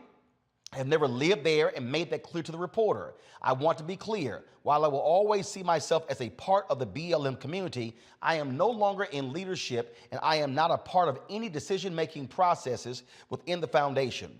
I have never misappropriated funds, and it pains me that so many people have accepted that narrative without the presence of tangible truth or facts.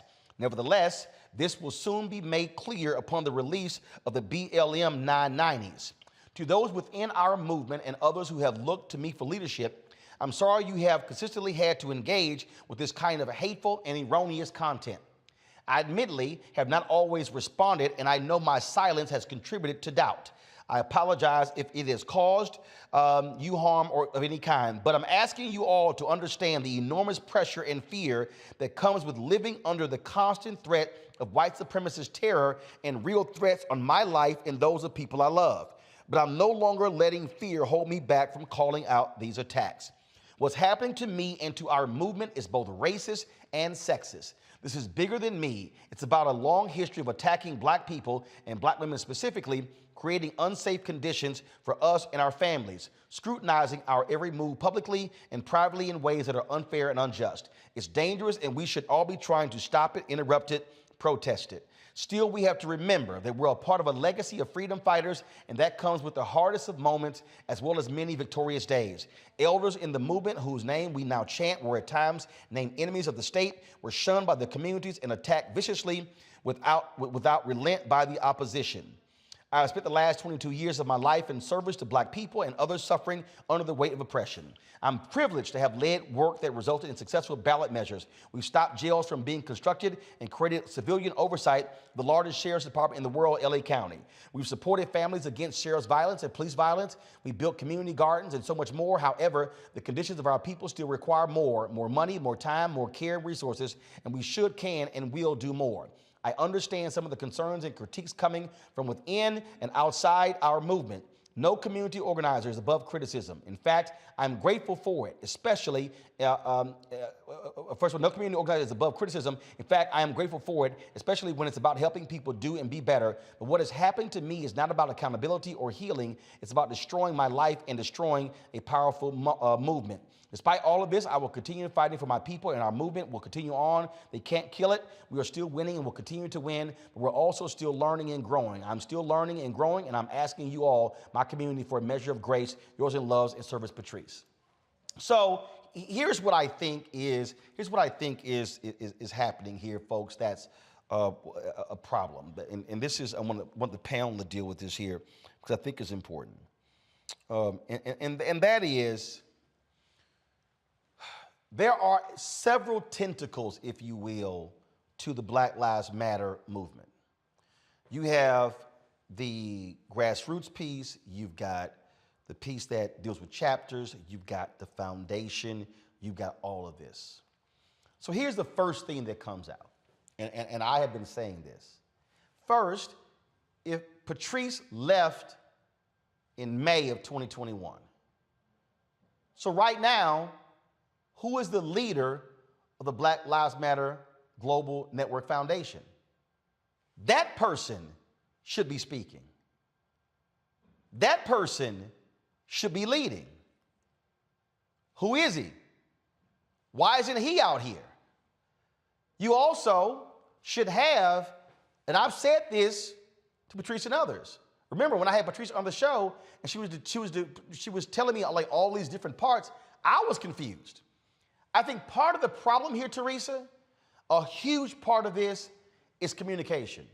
And that is getting people to understand the multiple pieces that make up the so-called Black Lives Matter movement. The problem, matter of fact, it happened, there was a news story, there were some activists in Boston who were indicted for misuse of funds. The headline said, BLM activists. Well, in the article, it said that one of the groups that gave them money was the Black Lives Matter chapter. So what has happened is media now just calls everybody BLM. If you black and protesting, you Black Lives Matter. If you actually wear a shirt that says Black Lives Matter, go up, yep, you BLM, as opposed to understanding there's a structure as an organization. And I think one of the things that they have to do is lay out. So right now, who is the foundation? Who leads it? Who's on the board? Who are the trustees? And then what do they support? And then the other aspects, who leads them? Who's over it? What do they do? What are they involved in? It can't just sort of be, it's all lumped in together.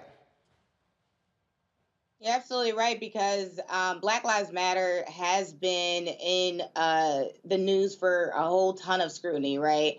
And it's unfortunate because the movement, once scrutiny happens, public opinion also comes into to also discourage other individuals who want to support the movement. And so we can't get distracted by this. And thus, you're right, a communications plan, some goals, some guidelines, some points of interest would actually help to have a better understanding of the roles and operations and how monies are being spent, like any other normal nonprofit.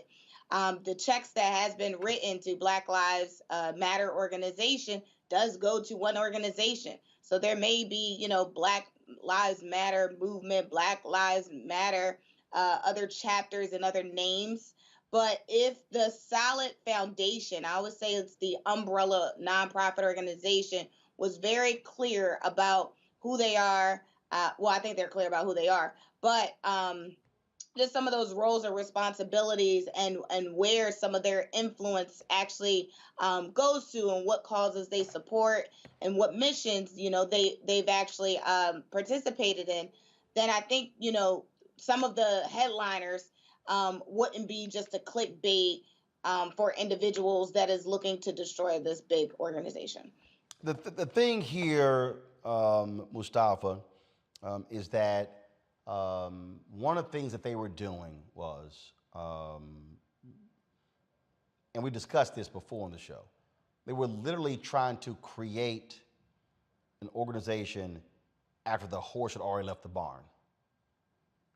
I mean, they were. It was like you're now trying to get control of this thing because it just took off, and you've had all different growing pains. But the thing that I have said is, again, who does what? Who is over what? If something happens right now, who can I call? Here's the problem. The problem is, if you're asking right now, so here's this story right here. In an email statement on April 1st, are y'all still seeing this here? No, you're not. Let me see if I can pull it back on. Give me 1 second. Set the screen mirroring. See if I can pull it back up. You still should be okay. This is this article from New York. In an email statement on April 1st, Shaloma Bowers, a BLM GNF board member, said the organization bought campus with the intention for it to serve as housing and studio space for recipients of the Black Joy Creators Fellowship. Okay, blah, blah, blah. All right. So here's the deal, Mustafa. I don't know who the hell Shaloma Bowers is.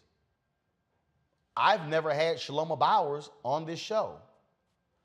I dare say to Shaloma Bowers, you might want to come talk to Black media so we even know who the hell you are. And then you're a board member. Who are the other board members of the foundation? Who's the chair of the board? That's leadership. Leadership is not letting the person who left still do the talking. It's about structure, it's about transparency, and it's also about accountability. And I remember us talking about that, quite a while ago now, about, people will come into this new moment and say, well, we don't really have to have the structure. We want to make sure that there's real fluidity and all these other types of things that have value. But when it comes down to being able to be accountable for the actions that are going on, then as you said, there's someone who has to be able to be that individual for that particular part, who can speak and who can educate folks on who the organization is, and what is going on in that space. And when you don't have that, then you leave these gaps in your process that make you vulnerable. And we know those who would like to deconstruct our organizations and the good work that happens, they look for where are the gaps in what they have there, and then they will manipulate those.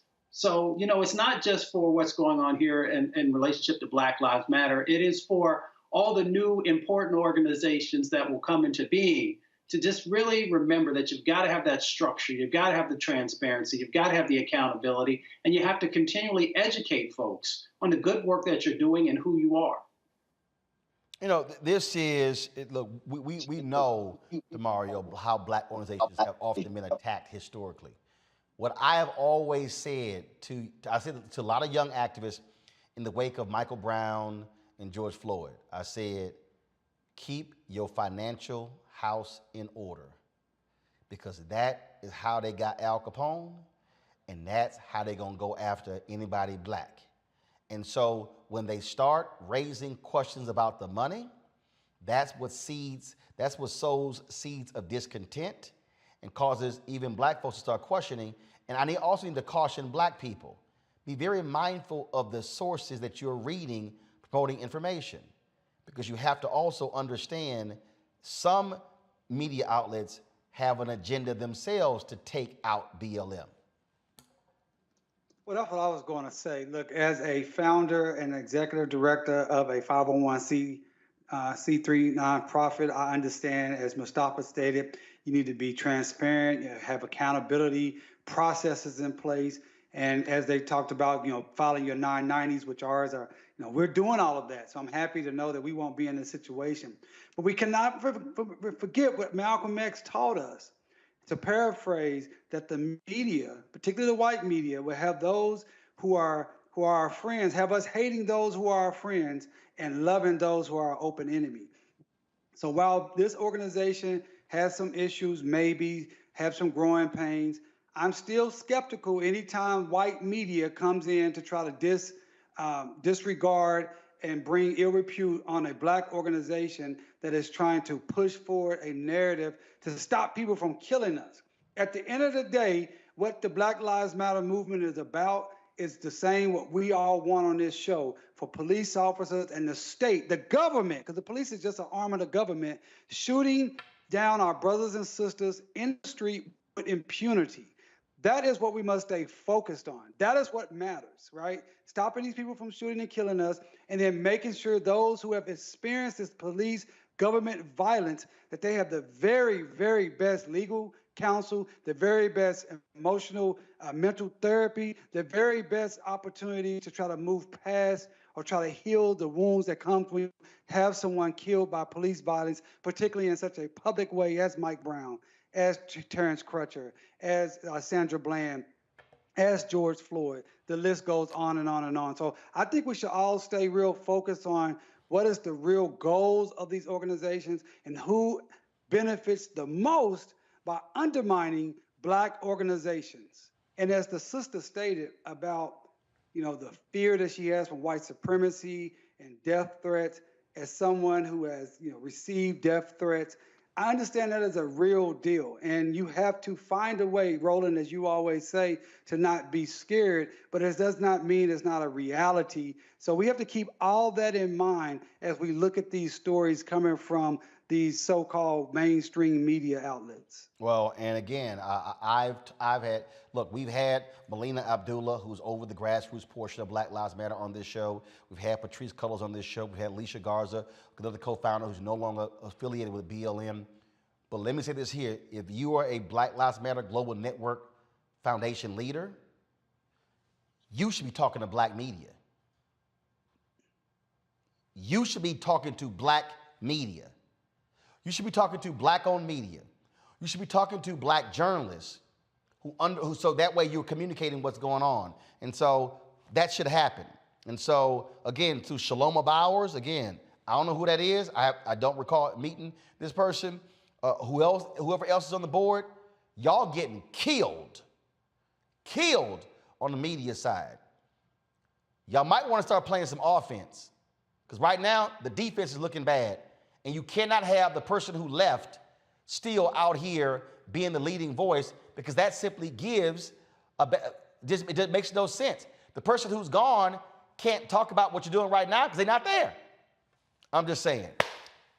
Going to come back, our marketplace segment. We'll talk to a black business owner, folks, who's a toy maker. You're watching Roland Martin Unfiltered. Don't forget, download the Black Star Network app, Apple phone, Android phone, Apple TV, Android TV, Roku, Amazon Fire TV, Xbox, Samsung TV as well. Also, first of all, I don't know what y'all doing YouTube. Well, I got to hit y'all up now. I don't know why we're not at 1,000 likes. That don't make no sense. I'm just saying. Really? 829? Really? Come on, y'all. Get it together. Also, join our fan club. Send your check or money order, P.O. Box 57196, Washington, D.C. 20037. Cash App, $RM Unfiltered. PayPal is R Martin Unfiltered. Venmo, RM Unfiltered. Zelle is Roland at RolandSMartin.com. Roland at RolandMartinUnfiltered.com. We'll be right back. On the next Get Wealthy, did you know that the majority of households headed by African American women don't own a single share of stock? No wonder the wealth gap continues to widen. Next on Get Wealthy, you're going to hear from a woman who decided to change that. Have been blessed with good positions, good pay, but it wasn't until probably in the last couple of years that I really invested in myself to get knowledge about what I should be doing with that money and how to productively use it. Right here on Get Wealthy on Black Star Network. Now, did you ever want to do a soap opera? I did it before on Another World. I did it years ago with Joe Morgan Freeman, called Another World. It's the funk now, but that's how I started in TV.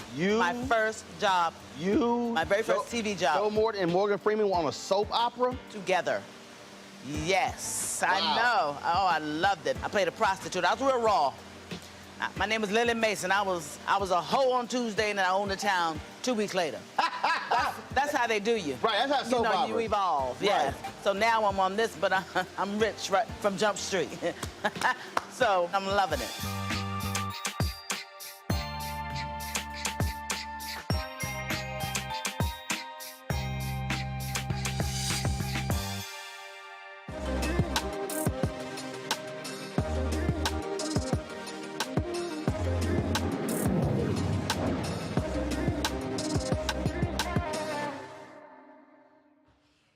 All right, folks, the toy industry is quite competitive, multi-billion-dollar industry, and it's not easy, folks, to break into it. We talk about what's going on. This black entrepreneur seeks to change the standard of beauty while adding to the representation of black people with her dolls. The Melanie dolls changes the dynamics of how the world visualizes black beauty and how each black girl pictures themselves. Each doll comes with 3 things that can be found in all black women: beauty, self-love, and courage. Detrice Thomas, founder of the Melanie Dolls, joins us now from my hometown of Houston. How you doing? I'm doing well today. How are you doing? Doing great. All right, so tell us about the Melanie Dolls. So first off, I do want to give a proper introduction. My name is Detrice Thomas. Detrice, okay, gotcha. Yes. I'm 22 years old. I attend the University of Houston, where I major in economics with a minor in technology and entrepreneurship.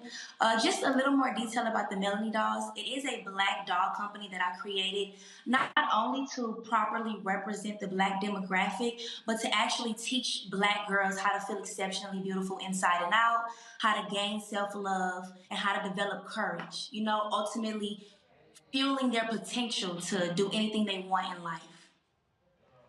So when did you start it?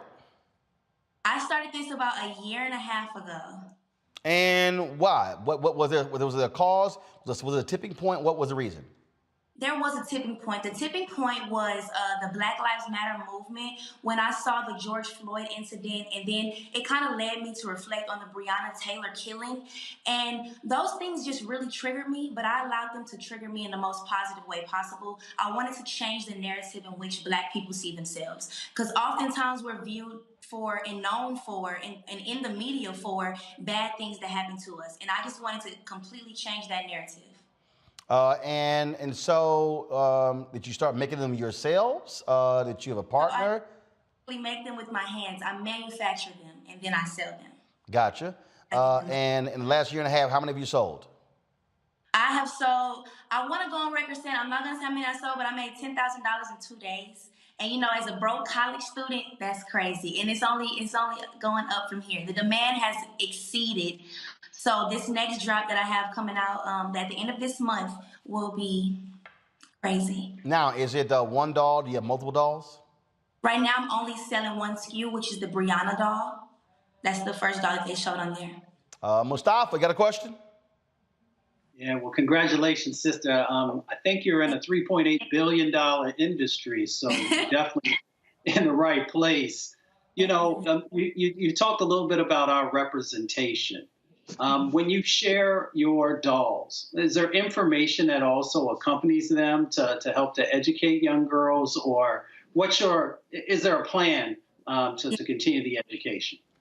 So, along with the dolls, I have this thing called Black Girl Mantras. And essentially what that is it's positive statements that you can repeatedly say to yourself to boost confidence. So with every doll that is purchased, a free Black Girl Mantra is given along with it. All right, then. Teresa, your question.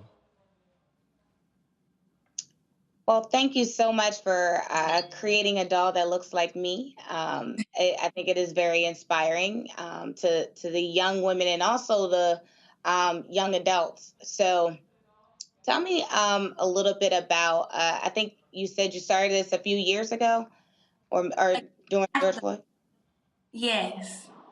Okay. Well, congratulations on that. So is this something that you plan on taking maybe to an international scale as well? Definitely. What happened with the dolls is that I feel as if Black people, we haven't really had an outlet to accurately represent us. So when the dolls did very well, I knew that this was something that I would have to take internationally, globally. Like, I want to change Black beauty, and not just Black. I want to be a Black representation of all demographics. So your Africans, East Africans, anyone with melanated skin, I want them to feel seen and I want them to feel beautiful. All right, so you got your website. Are you on Instagram? Where can people reach you? Yes, I am. I'm on Instagram at the Melanie Dolls, and myself is its_Datrice. So you said the Melanie Dolls? Is that what you said? Yes, the Melanie Dolls. Okay, all right then. Well, look, certainly congratulations. Good luck with it. Keep building. And it's always important for entrepreneurs to know the business of the business. And so we'll see what happens for you next. Thank you. All right, thanks a bunch. That's it for us, folks. DeMario, thanks a bunch. Teresa, Mustafa, I appreciate y'all as well. Always glad to see you here. Teresa, how old is your daddy again? No, I'm just checking. I'm just saying. So if you want, Teresa, I can send your daddy outfit like this. I'm just saying, since you sitting here, Roland, I'm coming to the studio. None of this Skype no more. I'm coming to the studio in DC. We're going to talk about it. Yeah, whatever. And of course, y'all know last week, we, of course, in our marketplace segment, we were talking about Rock Deep. I'm rocking the Gaetz 1619 shoes today. Y'all get a shot of these. So these are the ones that I'm rocking today. And so the Gaetz footwear, we had them before in our marketplace segment. And so I decided to be a little bit more comfortable. And y'all getting a shot? What y'all? Want to take a step back? Okay, cool. All right, cool. All right, y'all getting a shot? I mean, we got 10 damn cameras in here. All right then, so turn this way. So y'all see they got 1619 on the back of the shoes, so you actually see it right there. You should see. So on the back of their shoes right there, so you'll see. So pretty cool. So very comfortable. And so I appreciate that. All right, y'all, that's it.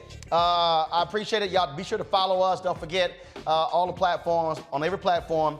Hit us, switch camera right here. Come on here. You ain't got to zoom out, come here. All right, now y'all remember, go to all the platforms. Oh, y'all just screwed that shit up, really? Damn, really? Really got to point it to the pads? I mean, I'm just saying, like, really?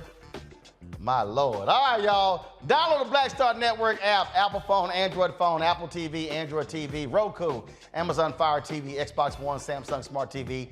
Support us on the Bring the Funk Fan Club, P.O. Box 57196, Washington, D.C. 20037. Send your checks and money orders. Cash App is $RM Unfiltered. PayPal is R Martin Unfiltered. Venmo is RM Unfiltered. Zelle is Roland at RolandSMartin.com. Roland at RolandMartinUnfiltered.com. And let me see if y'all acting right on YouTube. Okay, finally we hit 1,000 likes. My goodness, y'all. That should happen in the first hour. That's it, y'all. I will see y'all tomorrow. Roland Martin Unfiltered. Holla!